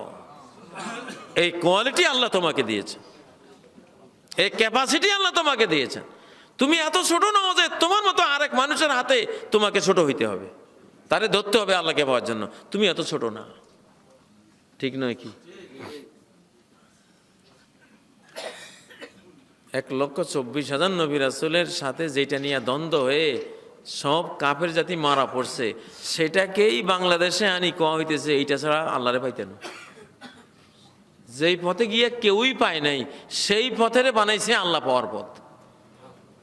আর যেই পথে সবাই পাইছে, যারাই ওই পথে গেছে সবাই পাইছে, সরাসরি আল্লাহকে সেজদা করো, ওয়াসজুদু ওয়াকতারিব, সেজদা করো আর কাছে আস, সেজদা করো আর কাছে আস। কোনো ভায়া নাই, কোনো মিডিয়া নেই, কোনো দালাল মাবুদ নাই মাঝখানে। মেয়েকে বিয়ে দিয়েছেন এক স্বামীর কাছে, আব্দুল্লাহর কাছে রহিমার বিয়ে হয়েছে, বুঝছেন না? আব্দুল্লাহ অনেক বড় শিক্ষিত, ধনী, শিল্পপতি, এসেই রহিমাও অনেক যোগ্যতা, অনেক কিছু। রহিমা কয় এত বড় স্বামী, তার কাছে তার বিছানায় যাওয়ার যোগ্যতা আমার নাই। আমি আব্দুল্লাহ আর আমার মাঝখানে সলিমউদ্দিনকে ধরলাম, আমি সলিমউদ্দিনের বিছানায় যাব। সলিমউদ্দিন আমার শাড়ি লাগবো, আমার লিপস্টিক লাগবো, আমার কি লাগবো, সলিমউদ্দিনে সব আমার এই দুঃখের কথাগুলি স্বামীর কাছে কইব। রহিমা বেগম যদি স্বামী আব্দুল্লাহ আর নিজের মাঝখানে সলিমউদ্দিন নামক কাউকে লাং ধরে, এই আব্দুল্লাহ জীবনে ওই রহিমা বেগমটা স্ত্রী হিসাবে স্বীকার করব না লাথি মেরে উড়াই দিব? হ্যাঁ, তাই ওইকে ওই ওই ওই ওই ভায়া ধরা আর লাং ধরা একই কথা। কথা বলছেন? ইসলামের সাথে মূল দ্বন্দ্বই হলো এখানে যে আল্লাহকে পাইতে হইলে আমি কি সরাসরি পাবো না আরেকজনের পদলেহন করতে হইব, পদদুলে নিতে হইব। ইসলাম কেন কারো পদদুলে নিতে হইতো না। আল্লাহু আকবার বলে সরাসরি তুমি তার সামনে দাঁড়াইছো, তোমার সামনে দিয়ে কেউ হাঁটতে পারবে না। কেন? এই জন্য হাঁটতে পারবে না, তোমার আর সেজদার জায়গাটা এটা আল্লাহ নিয়ন্ত্রণ করতেছেন ওখান থেকে, আরশ থেকে। এটা আল্লাহর মনিটরিং এর জায়গা। তুমি সরাসরি ওনার সামনে দাঁড়াইছো, ওনার সাথে তোমার কথাবার্তা হইতেছে। আল্লাহু আকবার। মাঝখানে কেউ নেই, কেউ নাই, কোন নবীও নাই, অলিও নাই, ফেরেশতাও নাই। কথা বুঝছেন? সেই ইসলামকে আজকে বুঝে না, কয় আমার কলব পীরের কলবের দিকে মতো হচ্ছে। হায় হায় রে, তোর আর কিছু লাগবে না জাহান্নামে যাইতে। তোর কলব যেই মুহূর্তে 11টা 1 সেকেন্ডে পীরের দিকে মতবাজ্য হয়েছে, তোর গোটা ইসলাম শেষ। وجهت وجهي للذي فطر السماوات والأرض, আমি আমার চেহারা, হৃদয়, মন সবটুকু ফিরিয়ে দিলাম সরাসরি ওই আল্লাহর দিকে যিনি আসমান জমিনের স্রষ্টা। আনতা'বুদাল্লাহ কান্নাকা তারা, আল্লাহকে এমন জ্ঞান নিয়ে ইবাদত করো যেন আল্লাহকে দেখে ফেলতেছো তোমার সামনে। এরা কয় যেন পীরেরে দেখতে আসি, এমন ভাবে ইবাদত করো। ওরা ধ্যান করে পীর সাহেবকে। আস্তাগফিরুল্লাহ। তুমি মনে করবা কাকে? আল্লাহকে। ডাইরেক্ট ইসলামের সব ইবাদত ডাইরেক্ট, কোনো ইনডাইরেক্ট ইবাদত নাই। দালাল মাবুদ আমার ইবাদত নেবে, উনি গিয়ে আল্লাহর কাছে পৌঁছাবে, এমন কোনো সিস্টেমে নেই। এই একখান কথা যদি বাংলাদেশের মুসলমানরা বুঝে, আর কোনো ভণ্ড তাদেরকে ধোঁকা দিতে পারবে না। এটা নিয়ে তো দ্বন্দ্ব। হ্যাঁ, ওরা কয় যে তুই মূর্খ, তুই কি জানোস, তুই কেমনে আল্লাহরে পাবি, কত বড় সাহস তুই আল্লাহর কাছে দোয়া করবি। তোর দোয়া আমাদের সাথে আল্লাহর সাথে হটলাইন আছে, তুই আমাকে কাছে দোয়া কর, আমরা তোর দোয়া আল্লাহর কাছে পৌঁছাবো। আবার মেসালও দেয়, কয় যে আপনারা কি কেউ, আপনারা পাবলিকেরা কেউ সরাসরি প্রেসিডেন্টের কাছে যাইতে পারেন? পাবলিক বলে না না পারি না। কি ধরা লাগে? মেম্বার ভাইয়া ধরা লাগে। মেম্বার সাহেব চেয়ারম্যানকে বলবে, ইউনিয়ন চেয়ারম্যান সাহেব উপজেলা চেয়ারম্যানকে বলবে, উনি এমপি সাহেবকে বলবে যে উনি প্রেসিডেন্টের কাছে যাইতে চায়, তো এমপি সাহেব মন্ত্রীকে বলবে, মন্ত্রী গিয়া প্রেসিডেন্টের সাথে কথা বলবে। কতগুলি ভায়া হয়েই তো যাইতে হয়, বুঝেন না? তো তুমি পাবলিক, গুনাহগার, নাখান্দা, অশিক্ষিত, তুমি তো সরাসরি প্রেসিডেন্টকে পাইতে পারো না। প্রেসিডেন্ট তোমার চেনে না, তুমি প্রেসিডেন্টের কাছে সরাসরি যাইতে পারবে না। 8-10 জনের ভায়া হয়ে হয়ে তোমাকে প্রেসিডেন্টের কাছে যাইতে হবে। এইটারই উদাহরণ দিয়ে বোঝায়। তুমি কেন পীর ধরবা, ফকির ধরবা, গুরু ধরবা? কারণ গুরুর ভায়া ছাড়া যাইতে পারবে না। যেমন তুমি পাবলিক দুনিয়ার প্রেসিডেন্টের কাছে যাইতে পারো না চেয়ারম্যান, মেম্বার ও এমপি মন্ত্রীর ভায়া ছাড়া। বাহ্যিকভাবে যুক্তিখান কিন্তু খুব হিট করে ব্রেনে, সত্যই তো, আসলেই তো এরকমই। কিন্তু মহা গন্ডগোলটা হয়েছে কোন জায়গায়, মারাত্মক ভুলটা হয়েছে কোন জায়গায়? সে আল্লাহকে তুলনা করেই ফেলাইছে প্রেসিডেন্টের সাথে। কারণ তুমি সলিমউদ্দিনে যে ক্যান্সার, এটা তোমার প্রেসিডেন্ট জানে না। এই জন্য তুমি সলিমউদ্দিন ফকির, নিঃস্ব, কাঙ্গাল, তোমার 10টা ছেলে মেয়ে খাইতে পায় না, এই দুঃখের কথাগুলি প্রেসিডেন্ট কি গায়েব জানে? জানে না। প্রেসিডেন্ট যেহেতু জানে না, এই জন্য প্রেসিডেন্ট বাধ্য, কারা তোমাকে চেনে, তোমার গ্রামের কোন মেম্বার, চেয়ারম্যান তোমাকে চেনে, তোমার দাবিগুলি সত্য কিনা, অ্যাপ্লিকেশনের বাণীগুলি সত্য কিনা, অভিযোগগুলি সত্য কিনা, যারা তোমাকে চিনে তাদের মাধ্যমে প্রেসিডেন্ট জানার চেষ্টা করে তোমার এটা হা বা না করবেন, ঠিক না? কিন্তু আল্লাহ কি প্রেসিডেন্টের মতো নাদান? আল্লাহ তো তোমার খবর তোমার চেয়েও বেশি রাখেন। প্রেসিডেন্ট সাহেবের কাছে আমার দরখাস্ত, আমার খবরাখবর পৌঁছাইতে 10টা মাধ্যম লাগছে। যদি আল্লাহর কাছে তোমার খবর পৌঁছাইতেও 10টা মাধ্যম তুমি মনে করো লাগবে, তাহলে তুমি আল্লাহকে জাহেল বললা, আল্লাহকে অজ্ঞ বললা। আল্লাহ আমাকে জানে না, আমার কিছুই খবর রাখে না, এই জন্য হুজুরের মাধ্যমে জানাইতেছে। হায়, এটা তো কুফরি।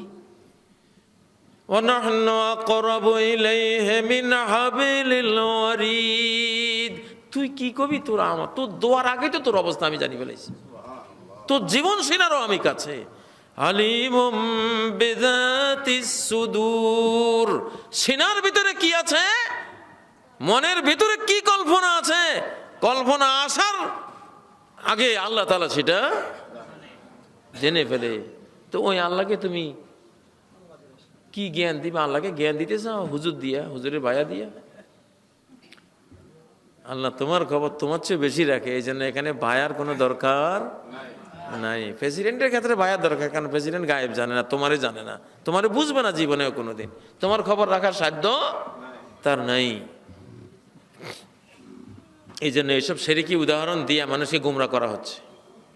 আল্লাহ তাআলা আমাদেরকে, আসলে আকীদার সাবটাটা অনেক বড়, অনেকগুলি প্রশ্ন আছে, হয়তো প্রশ্নের দ্বারা অনেকগুলি আকীদার বিষয় আসবে। আমি এই জন্য প্রশ্নোত্তর পর্বে যাচ্ছি। আল্লাহ তাআলা আমাদেরকে তৌফিক দান করুন সহি আকীদা গ্রহণ করার জন্য। পবিত্র কোরআনের যেসব স্থানে উল্লেখ হয় আমি তোমাদের সাথে আছি, এর ব্যাখ্যা কি?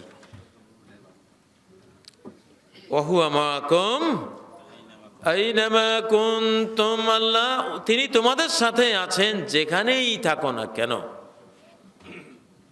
নির্বাচনের সময় জাতীয় পার্টির লোকেরা এই সোনারগাঁও থেকে চিৎকার দেয়, এরশাদ তুমি এগিয়ে চলো, আমরা আছি তোমার সাথে। এরশাদ রয়েছে রংপুর, উনি রয়েছে সোনারগাঁয়,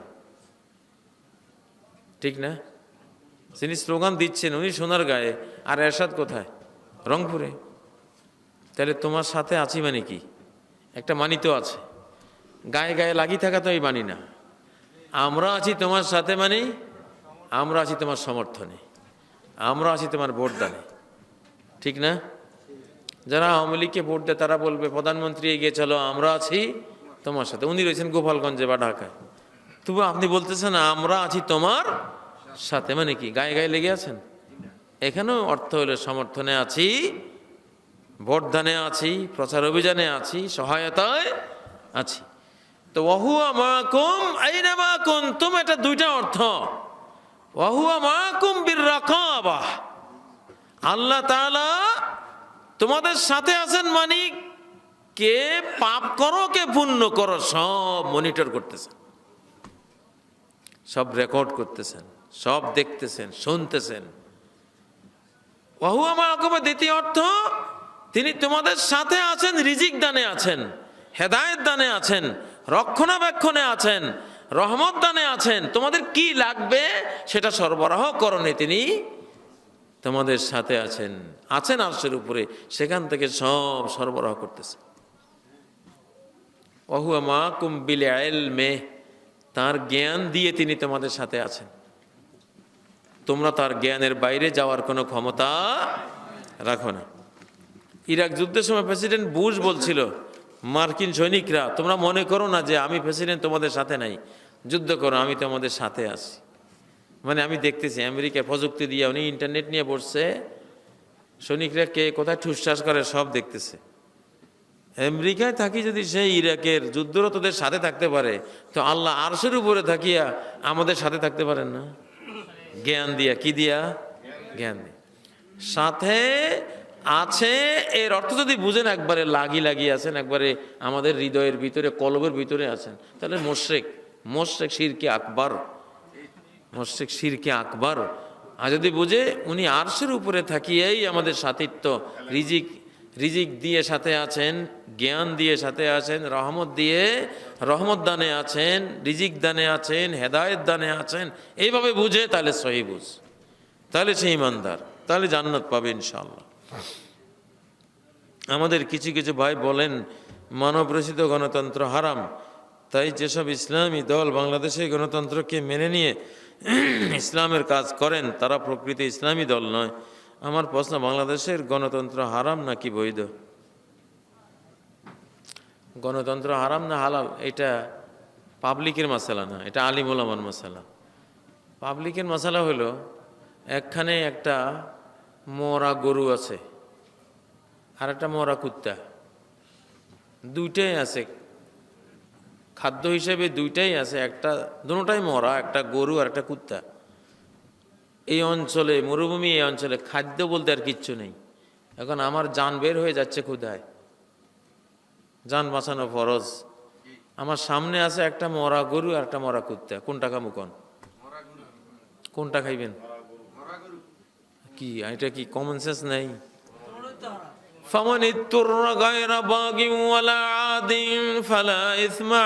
দুটোটাই হারাম, কিন্তু দুইটার মধ্যে বড় হারাম কোনটা? কুত্তা। কারণ এটা জিন্দা অবস্থায় হারাম, মুর্দে অবস্থায় তো হারামে। আর গরুটা মুর্দে অবস্থায় হারাম হলেও জিন্দা অবস্থায় কি ছিল? হ্যাঁ, দুই খারাপের মধ্যে যখন পড়ে যাবেন, দুই খারাপের একটা নিতেই হবে, তখন এখানে ফরজ হলো একটু কম খারাপ কোনটা, ওইটা নাও। এই গণতন্ত্র বলেন, তন্ত্রের মধ্যে একই হুকুম, একই হুকুম, বুঝেন না? আপনি গণতন্ত্র কইয়া ও গণতন্ত্র করে, ও বাতিল, এসব এসব ঠুনকো বুঝ নিয়ে চলবেন না। আল্লাহ দুনিয়া আল্লাহ চালাবেন, সব যুগেই চালাবেন কিনা।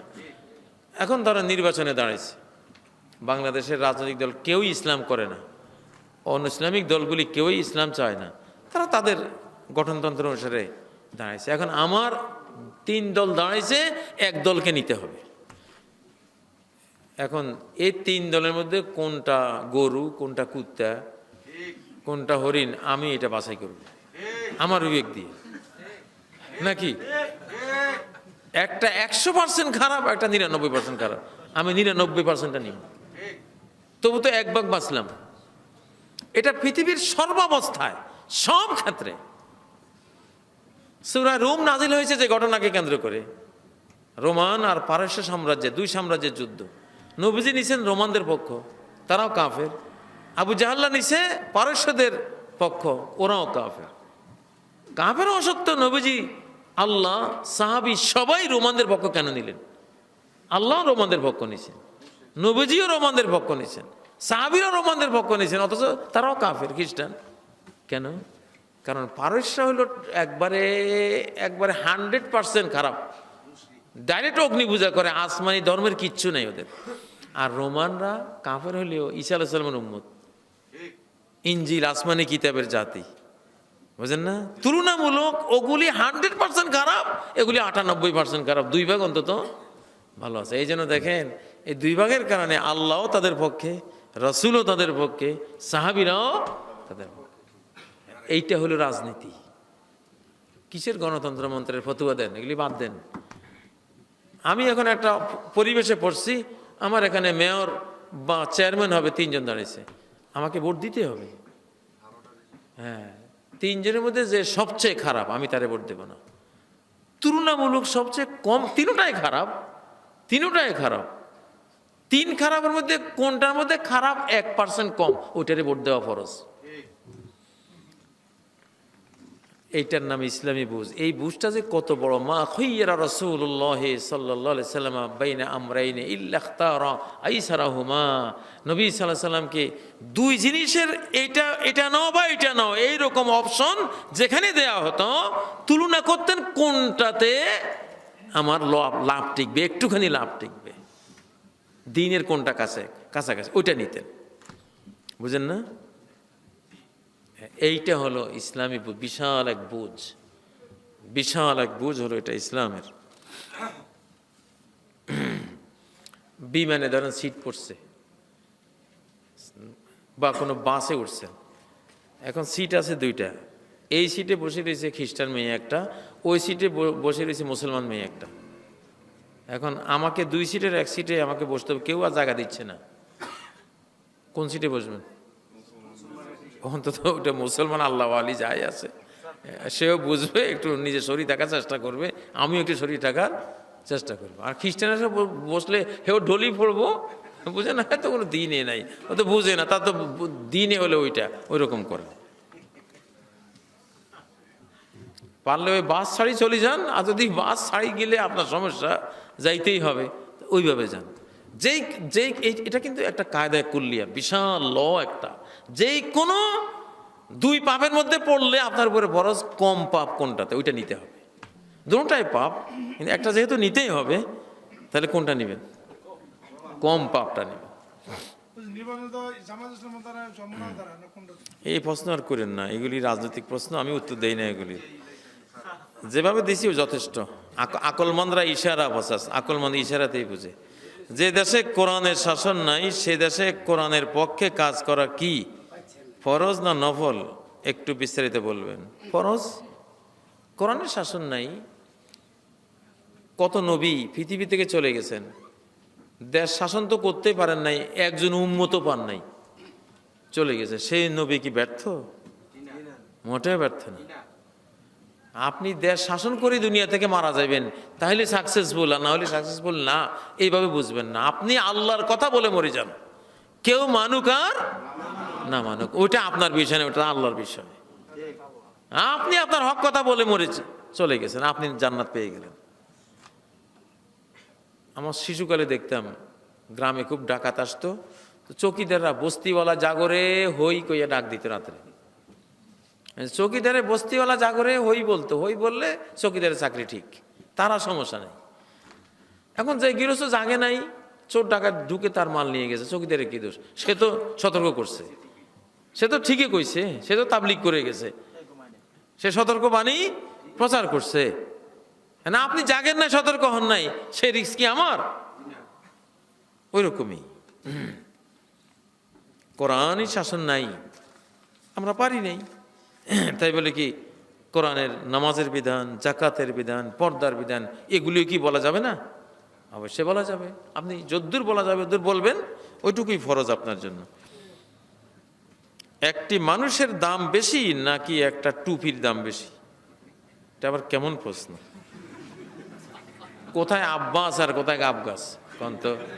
একটা মানুষ, একটা মুমিনের মূল্য সারা পৃথিবীর চেয়ে বেশি, 7 মহাদেশের চেয়ে বেশি। লাজাওয়ালুদ দুনিয়া আহওয়ানু ইনদাল্লাহি মিন কতলি রাজুলিন মুমিন। একজন মুমিনের হত্যাকাণ্ডের চেয়ে গোটা পৃথিবী ধ্বংস হওয়া আল্লাহর কাছে হালকা বিষয়। একজন মুমিনের দাম কত বড়! সারা পৃথিবীর সব কাপড়কে টুপি বানাইলেও কি একজন মুমিনের এক বিন্দু রক্তের সমান হইব? শার্ট প্যান্ট পরা জায়েজ নাকি বেদাত? এটা বেদাত না, এগুলি কে বলে শার্ট প্যান্ট পরা।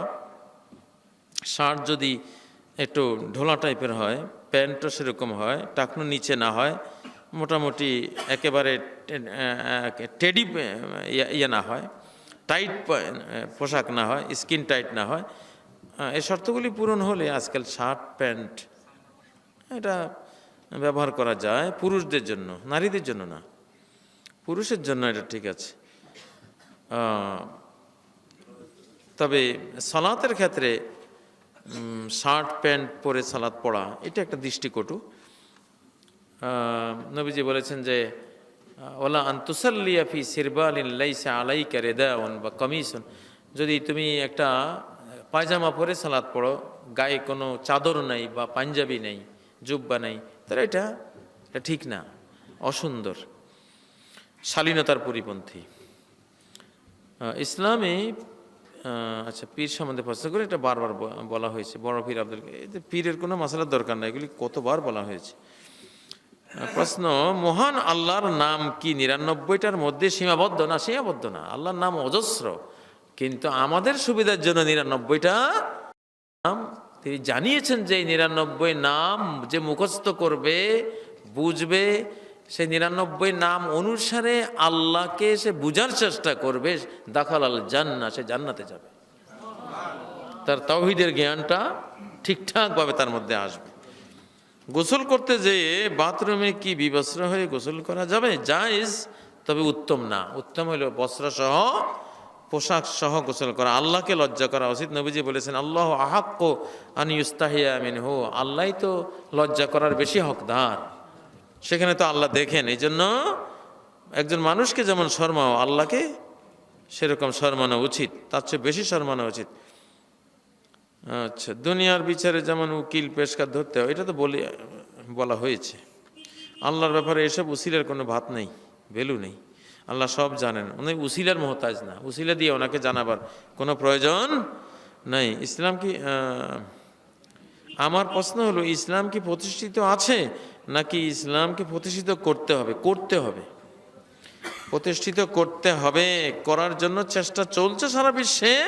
ইমাম মাহাদি এসে প্রতিষ্ঠা করে ফেলবেন, ঈসা আলাইহিস সালাম এসে একবারে 7 মহাদেশ ইসলাম দিয়ে শাসন করবেন। রাতের তাহাজ্জুদ উত্তম না ফজরের পরের কোরআন তেলাওয়াত উত্তম? এগুলি দুই দিক থেকে উত্তম। তাহাজ্জুদ সালাতের মধ্যে, নফলের মধ্যে সেরা, নফল সেই হিসাবে সেটা ওই সময় উত্তম। শেষ রাতে তাহাজ্জুদ উত্তম তেলাওয়াত সহ, আর ভোরবেলায় তেলাওয়াত উত্তম, কারণ ওই সময় তো আর নফলের তেমন সময় নাই, যদিও সালাতুদ দোহা সে সময় আছে। কিন্তু শেষ রাতের জন্য কিয়ামুল লাইল যেটা, এটা সমগ্র কোরআন হাদিসে অজস্র বক্তব্য আছে। অবিল আসহারে হুম ইয়াস্তাগফিরুন কুমিল লাইলা ইল্লা কালিলা, মানে কিয়ামুল লাইল করার জন্য যেহেতু কোরআন শুনে বলা হয়েছে, এই জন্য সেটা করবেন ওই সময়। লা মাযহাব বলতে কি বোঝায়? লা মাযহাব বলতে বোঝায় যারা কোরআন হাদিস মানে, এদেরকে বলে লা মাযহাব। এরা কোরআন হাদিস মানে, ওদের একটা গালি দেয় লা মাযহাব কইয়া, বুঝেন না? এটা একটা গালি, লা মাযহাব। মাযহাব মানে হলো মৌলবীর মতামত। এখন মাযহাব কাকে বলে? যারা এটা জানে না, মাযহাবই বুঝে না, এই জন্য সে লা মাযহাব কইয়া একজনকে গালি দেয়। কোরআনে আল্লাহ তাআলা উলাইকা হুমুল ফাসিকুন, উলাইকা হুমুল কাফিরুন, উলাইকা হুমুজ জালিমুন গালি দিছে আল্লাহ তাআলা। জালিম কইয়া গালি দিছে, ফাসিক কইয়া গালি দিছে, কাফের কইয়া গালি দিছে, কিন্তু লা মাযহাব কইয়া তো আল্লাহ কাউকে গালি দেয়নি। তো এটা তো কোনো গালি হয় না। তুমি গালি বানাইছো কেমনে? লা মাযহাব, মাযহাব বলা হয় মৌলবীর মতামত, ইমামের মতামত, হুজুরের মতামত। তো এই মতামত আমি মানলে কি না মানলে কি? আমি কোরআন কিতাব মানবো, কোথাও যদি কোনো হুজুরের মতামত আমাকে মানতেই হয়, কোরআন কিতাবে পাচ্ছি না, আমি দেখবো সেটা কোরআন হাদিসের কোনটা কাছাকাছি বেশি হোক, খুঁজে বের করে ওইটা মানব। বুঝেন না? মাযহাবের অর্থ বুঝে না মানুষ, না বুঝার কারণে এই মাযহাব শব্দ দিয়ে গালি দেয়। আসলে মাযহাব সমস্ত আইম্মায়ে কেরামের মাযহাব ছিল যা সাহহাল হাদিসু ফাহুয়া মাযহাবি, হাদিস সহিহ হইলেই ওইটা আমার মাযহাব, এটা সবার বক্তব্য। মাযহাব হলো কোরআন সুন্নাহ ফলো করা, বাস এক কথায়। আর লা মাযহাব হলো আসলে যে কোরআন সুন্নাহ মানে না, সে হলো লা মাযহাব। আর যে কোরআন সুন্নাহ মানে সে মাযহাব মানছে। আর যত মাসালা এখন সহিহ মাসালাগুলি আসতেছে, এটা 4 মাযহাবের কোনো না কোনো মাযহাবে পাবেন এই খুঁজে, এটা আছে। ওইগুলি কোনোটাই মাযহাবের বাইরে যায় না। কোরআন মানাও হইলো, মাযহাবও টিকে গেল সহিভাবে। প্রস্রাব করার পর ডিলাকুলো ব্যবহার করি না, পানি দিয়ে ধৌত করলে চলবে? হ্যাঁ চলবে, শুধু পানি যথেষ্ট, শুধু পানি উত্তম, ডিলাকুলো লাগবে না পানি থাকলে। সূরা আত-তাওবার যে আয়াত, মসজিদে কোবার মসজিদের মুসল্লিদের প্রশংসা আল্লাহ যে আয়াতটা নাজিল করেছেন, যে কোবার মসজিদে এমন মুসল্লিরা আছে যারা খুব ভালোভাবে পবিত্র হতে ভালোবাসে, আর আল্লাহ পবিত্রদের ভালোবাসেন। ফিহি রিজালুন ইউহিব্বুনা আন ইয়াতাতাহহারু। কেমন? এই আয়াতটা নাজিল হয়েছে কোবার মুসল্লিদের ব্যাপারে। নবী সাল্লাল্লাহু আলাইহি সাল্লাম এই আয়াত নাজিল হওয়ার পরে কোবা মসজিদে গেলেন, মুসল্লিদেরকে প্রশ্ন করলেন, তোমরা কেমনে পবিত্রতা অর্জন করো? আল্লাহ যে কোরআনে তোমাদের পবিত্রতার প্রশংসা করেছে, তোমরা কেমনে পবিত্রতা অর্জন করো বলো তো?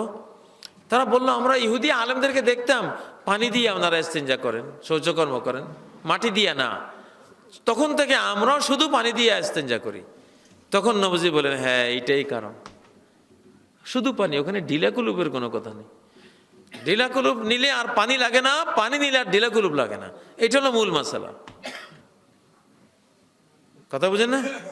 কিন্তু কেউ ভুলভাবে প্রচার করে ঢিলা কুলুপ না হইলে হবেই না, পানি যতই ব্যবহার করো, এটা ভুল কথা, কোনো দলিল নেই, কোনো দলিল নেই, মন গড়া একটা কথা। আবার ঢিলা কুলুপ নিয়ে নেয় তো নেয়, আবার 60 কদম 40 কদম দৌড়াদৌড়ি, লাফালাফি, লেফট রাইট করে ইসলামের মান ইজ্জত সব ডুবানো, আরেক ফাহেসা কাজ, অশ্লীল বেহায় আপনার কাজ, বুঝেন না? মানুষ ইস্তেঞ্জা, পেশাব ইত্যাদি করে বসে যতক্ষণ থাকবে ততক্ষণ মূত্রথলির উপরে প্রচণ্ড প্রেসার থাকে, ওই প্রেসারে সব বেরিয়ে যায়। যখন উঠে যায় তখন আর প্রেসার থাকে না, এই জন্য তখন কাপড় নষ্ট হওয়ার আশঙ্কা থাকে। সে যেটাকে পাক হওয়ার উসিলা মনে করতেছে সেটা না পাক হওয়ার উসিলা, বুঝেন না? দাঁড়াইতেছে, দাঁড়াই হাঁটতেছে, এটা না পাক হওয়ার উসিলা। আর বসে থাকো, বসেই তুমি পরিষ্কার পরিচ্ছন্ন হয়ে উঠে যাও, তাহলে একসাথেই তোমার আর নাপাকির কোনো আশঙ্কা থাকলো না, পুরো পাক হয়ে গেল। ফরজ নামাজ ইমামের পিছনে মুক্তাদিগণ সূরা ফাতিহা কিভাবে পড়বেন? যেভাবে পারেন সেভাবে পড়বেন। সূরা ফাতিহা ইমাম থামে না, আপনি বিরতিগুলিতে পড়ে দিলেন আলহামদুলিল্লাহ রাব্বিল আলামিন, থামছে, আপনি ওই থামার মধ্যে আলহামদুলিল্লাহ রাব্বিল আলামিন, এইভাবে পুরা সূরা হাতে শেষ করতে পারবেন না, 1-2 আয়াত থেকে গেল, এটা পরে উনি যখন অন্য সূরা পড়ে থামবে, ওই থামার মধ্যে আপনি বাকি আয়াতগুলি পড়ে নেবেন। মক্কা মদিনার ইমামরা আমিন বলে 1 মিনিটের মতো নীরব থাকে, মুক্তাদিরা ওই সময় পড়ে নেয়, ওখানে সিস্টেম আছে। কিন্তু আমাদের দেশে তো সিস্টেমটা নাই, তারপরও চেষ্টা করে এভাবে পড়া উচিত। বেদাত অবস্থায় মারা গেলে কখনো জান্নাত হবে না, এটা কি ঠিক? বেদাতের মধ্যে 2 প্রকার আছে, একটা হলো শিরকি বেদাত, শিরকি আকবর, যেমন কবর পূজা, মাজার পূজা, পীর পূজা ইত্যাদি। এগুলি করে গেলে তো আর কখনো নাজাত হওয়ার কোনো সুযোগ নেই, কোরআন হাদিসের বিধান মতো। আর কিছু বেদাত আছে শিরিক না, মিলাদ পড়তেছে, বুঝেন না, খতমে ইউনুস পড়তেছে, দুরুদে নাদিয়া পড়ে, এগুলি শিরিক না, নর্মাল কবিরা গুনাহ টাইপের। এগুলি যারা করে মারা যায় শিরিক মুক্ত, এরা কোনো না কোনো দিন নাজাত পাবে ইনশাআল্লাহ। আপনাদের প্রশ্নগুলি আসলে অনেক প্রশ্ন, তো বিতিরের নামাজের পর বৈশা 2 রাকাত সুন্নত সহি কিনা? হ্যাঁ, কানজুল উম্মালের মধ্যে হাদিসটি এসছে, নবী সাল্লাল্লাহু আলাইহি ওয়াসাল্লাম মাঝে মধ্যে বিতিরের পরে 2 রাকাত বসে পড়তেন। আপনার মন চাইলে আপনি পড়বেন। মাগরিব নামাজের 1 রাকাত চলে গেলে 2য় রাকাতে বসে আমি কি আত্তাহিয়াত দোয়া পড়ব? সবই পড়বেন। ইমামের সাথে বসছেন, পড়বেন না কেন? পরে আপনি যখন ইমাম সালাম ফিরাবে, আপনার রাকাত যেটা ছুটে গেছে ওটা পড়বেন। মসজিদের অনেক ইমাম তাবিজ দেয়, তার পিছনে মুক্তাদিদের নামাজ পড়া যায় কিনা? তাবিজ 2 প্রকার, শিরকি তাবিজ আর একটা আছে দোয়া কালামের তাবিজ। শিরিক নেই তো, শিরকি তাবিজ তো ভয়ঙ্কর, ওইটা করলে তার নামাজ যায় যাবে না। তার পিছনে সে তাবিজের ভিতরে শিরিক লিখছে, তার তো ইমানে নেই, তার পিছনে নামাজ হবে কেমনে? বুঝে না? ইয়া বদ্দু, ইয়া জিব্রাইল, ইয়া কিতমির লিখে রাখছে তাবিজে। হে শয়তান, বদ্দু এক শয়তানের নাম, কিতমির আসহাবে কাহফের কুত্তার নাম, বুঝে না, জিব্রাইল ফেরেশতার নাম, ওনাদেরকে ডাকে, গায়রুল্লাহকে ডাকা শিরকি আকবার না? এগুলি যারা করে তাদের পিছনে নামাজই হবে না। আর যারা ওগুলি করে, এটা দোয়া লিখে দিছে, তাবিজ বানায় দিছে, এটা তারা বেদাত করছে, ছোট শিরিক করছে। তো ছোট শিরিক যে করে তার পিছনে নামাজ জায়েজ হয়, হ্যাঁ, কিন্তু এটা থেকে তওবা করা তার জন্য ফরজ। জি, সংখ্যায় লিখলে কুফরি, হ্যাঁ 786, সংখ্যায় লিখলে কুফরি, গণক, ওইটা আবার গণক আরেকটা, ওটা ছোট শিরিক না, ওটা বড় শিরিক, গণনা বিদ্যা, ওটা যাবে না। আজরাইল আলাইহিস সালাম কি একাই জান কবজ করে নাকি তার সৈন্য বাহিনী আছে? আজরাইল নামটা আসলে সহি না, মালাকুল মউত, মালাকুল মউত উনি একাই করেন না। কোরআনে এসেছে তাওয়াফাতহু রুসুলুনা ওয়া হুম লা ইউফাররিতুন, আমার রাসূলগণ ফেরেশতাগণ তাদের মৃত্যু দান করে, ফেরেশতাগণ তার মানে মালাকুল মউতের সাথে কোটি কোটি ফেরেশতা নিয়োজিত আছেন। বাংলা কোরআনে কি ভুল আছে? বাংলা কোরআন পুরাটাই ভুল। বাংলা উচ্চারণের কোরআন পুরাটাই ভুল। কখনো কেউ বাংলা উচ্চারণের কোরআন পড়বেন না, একদম ডাইরেক্ট ঈমান নষ্ট হয়ে যাবে, বুঝেন না? বাংলার সাথে আরবির অক্ষরে মিল আছে মাত্র 11টা, আর বাকিগুলিতে মিল নেই। আপনি কুপুরি করে ফেলাইবেন। আলহামদু লিখতে আলহামদু হ দিয়া লিখবে, আলহামদু ওটার অর্থ ভিন্ন, নিন্দা। আর হা হইল প্রশংসা, হা হইল নিন্দা। আল্লাহ দুর্নাম করতেছেন, সমস্ত দুর্নাম আল্লাহর জন্য, নাউজুবিল্লাহ মিন যালিক। বাংলা যদি আপনি পড়েন, এটা লাহানে জালি, লাইনে লাইনে লাহানে জালি হবে। বাংলা উচ্চারণে কোরআন পড়া হারাম, কোনো সুযোগ নেই। কোরআন আরবি, বুঝেন না?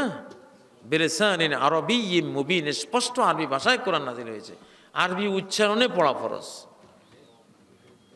সালাতে বাংলায় দোয়া পড়া যাবে কি? বাংলায় দোয়া পড়া যাবে নফল সুন্নত নামাজের মধ্যে, ফরজে না। সেজদার মধ্যে গিয়া বাংলা দোয়া পড়তে পারবেন, কারণ নবী সাল্লাল্লাহু আলাইহি ওয়াসাল্লাম বলেছেন যে আকরাবু মা ইয়াকুনুল আবদু মির রাব্বিহি ওয়া হুয়া সাজিদ, সেজদা অবস্থায় বান্দা আল্লাহ সবচেয়ে কাছে যায়। ফাআকসিরু মিনাদ দুআই ফি, এজন্য সেজদা অবস্থায় বেশি বেশি দোয়া করো। ফাকামিনুন আন ইউস্তাজাবা লাকুম, এটা দোয়া বেশি কবুল হওয়ার সম্ভাবনা আছে। তো পাবলিক তো আর আরবি অত দোয়া জানে না, বুঝেন না?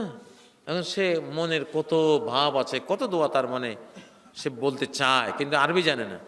তাকে যদি আমরা আরবির উপরে একবারে সীমাবদ্ধ করে দিই, তাহলে দোয়ার রাস্তা বন্ধ হয়ে যায়।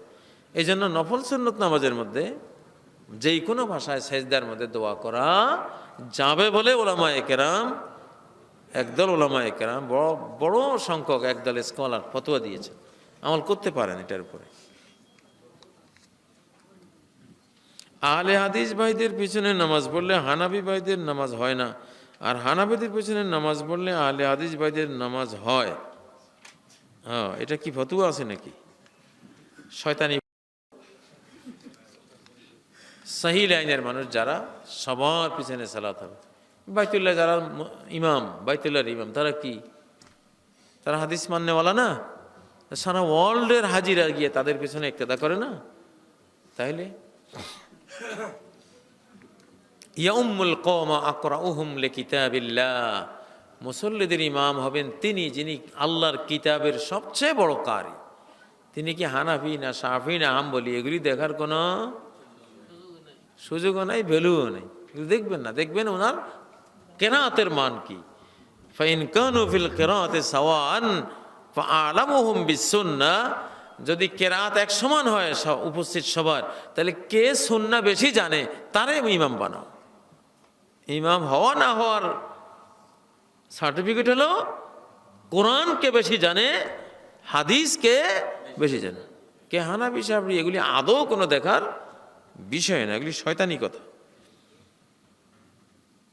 আমার আকীদা সঠিক করলাম এবং সহি তরিকায় যদি চান, তাহলে কি আমি হানাফি মাযহাব থেকে বের হয়ে যাব? হানাফি মাযহাব থেকে বের হওয়ার দরকার নেই, আপনি হানাফি থাকেন, কাজী ইব্রাহিমের মতো হানাফি হন। আমি তো শুধু হানাফি না, হানাফিদের পড়াইও, হানাফিদের ওস্তাদ। কিন্তু আমি হানাফি এলাম আবু হানিফার মতো হানাফি। উনি বলছেন ইজা সাহহাল হাদিস ফাহুয়া মাযহাব। পৃথিবীতে যত সহিহ হাদিস আছে সব হানাফি মাযহাব। সহিহ হাদিস মানাই হলো হানাফি মাযহাব। হাদিস অমান্য করা কোনো হানাফি মাযহাব না। যারা হাদিস অমান্য করে এরা কেউ হানাফি না, সব গায়রে হানাফি। ঠিক না কথা? ইমাম আবু হানিফার ফিকহে আবসাত আমার সাথে সবসময় থাকে, ফিকহে আকবর আমার সাথে থাকে। ওনার যে আকীদাগুলি আলহামদুলিল্লাহ এগুলি আমরা বিশ্বাস করি। সমগ্র আরব জাহানে ইমাম আবু হানিফার আকীদাকে সবাই সবাই সম্মান করে। আকীদা তহাবিয়া আরব জাহানের সব মাদ্রাসা স্কুলে তারা পড়ায় হানাফি মাযহাবের আকীদার কিতাব।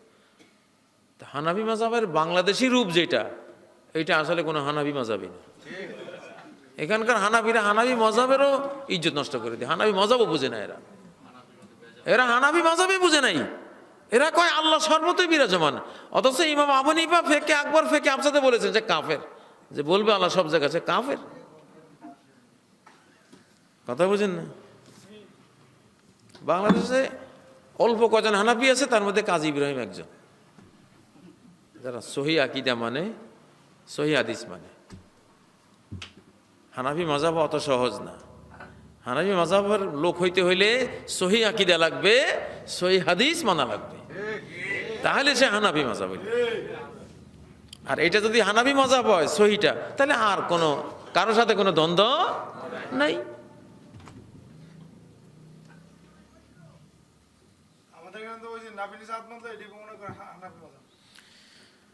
হ্যাঁ, লালনে কইছে না, খতনা করলে হয় মুসলমান, নারী জাতির কি হয় বিধান। হ্যাঁ, ব্রাহ্মণ চিনি পইতা প্রমাণ, বামনি চিনি কিসেরে। কত বড় শয়তান, খতনা করলে হয় মুসলমান। মুসলমান খতনা করলে হয়? মুসলমান হয় আশহাদু আল্লা ইলাহা ইল্লাল্লাহ ওয়া আশহাদু আন্না মুহাম্মাদুর রাসূলুল্লাহ। তো লালনে বানাইছে সেটারে খতনা করলে হয় মুসলমান। এটা ওই যুগের অজ্ঞ মুসলমানদের একটা ছিল যে খতনা করাকে কইছে মুসলমানি করানো, নাম দিছে না, খতনা করলে হয় মুসলমান। খতনা করানোকে মুসলমানি নাম দেওয়াতে ওই ভুলটা লালনে করছে, খতনা করলে হয় মুসলমান। এখন নাবির নিচে হাত বাঁধলে হয় হানাফি নাকি? বুয়া কথা এগুলি, কে কইছে এগুলি? হাদিস সহি মানলে হানাফি হয়, সহি হাদিস মানলে কি হয়? হানাফি। ইমাম আবু হানিফার কথা, উনি কত বড় ইমাম, কত বড় ইমাম। ফিকহ শাস্ত্রের সমস্ত মুসলমানরা ইমাম আবু হানিফার ছাত্র, ইমাম আবু হানিফার পরিবারভুক্ত। এই যে যে ইসলামের যে বিস্তারিত গবেষণামূলক যেই ফিকহটা উনি ইয়ে করেছেন সহি, উনি কথা কথা বলে গেছেন। আমি ভুল করতে পারি, খবরদার। কোরআন হাদিসের সাথে সংঘর্ষ হবে আমার যে কথা, ওটা ওয়ালের উপরে ছড়ি মারবা, ত্যাগ করবা, ওটা ঠিক না। উনি বাঁচি গেছেন, উনি এত সুন্দরভাবে কথাগুলি বলে গেছেন। কিন্তু ওনার নাম ভাঙ্গাইয়া যারা আমরা দুনিয়ার বিভিন্ন সব এটা গায়রে সহি সহি সবগুলো মিলাইয়া আমরা বানাইছি কি হানাফি মাযহাব। এটা আসলে এদের ভুল, ওনার ভুল না, উনি ঠিক আছে।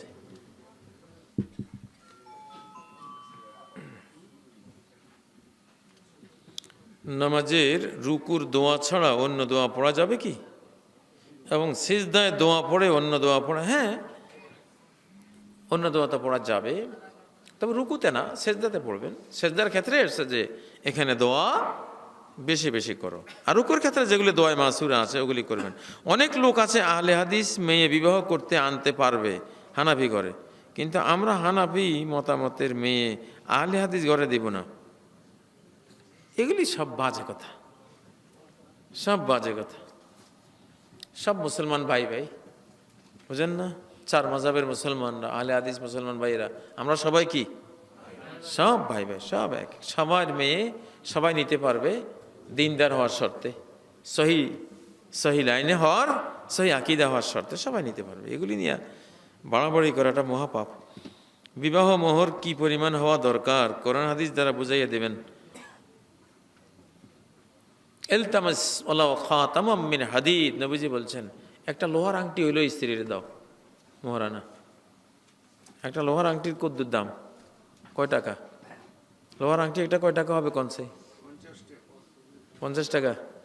এই 50 টাকা মোহরানা হইতে পারে, মোহরানা হইতে পারে। তবে এটা হলো মোহরে মেসেল, মানে যেই মেয়েকে বিয়ে দেওয়া হচ্ছে তার চাচাতো বোন, জেঠাতো বোন, ফুফাতো বোন, মামাতো বোন, তার অন্যান্য বোনেরা একটা স্ট্যাটাস মেনটেন করে এটা করলে তখন তার একটা সামাজিক মর্যাদা ঠিক থাকে, ওটা উত্তম। এমনি মোহরানা তো যে কোনো পরিমাণে হতে পারে। যদিও হানাফি মাযহাবে আছে 10 দিরহাম, কমপক্ষে 10 দিরহাম। 10 দিরহামে কত হবে ধরেন 500-1000 টাকা বা এরকম, এটা বলা হয়েছে। কিন্তু এগুলি একটা আপেক্ষিক কথা আর কি। আসলে মোহরানা যেইটাই আপনি দেবেন, যেটার একটা মূল্য আছে, সেটাই মোহরানা হতে পারে। এক সাহাবীকে নবীজি বিয়ে দিয়েছেন, বলছেন যে তোমার কয়েকটা সূরা জানো, এই সূরাগুলি টিউশনি করে দিবা, এটাই মোহরানা। যাও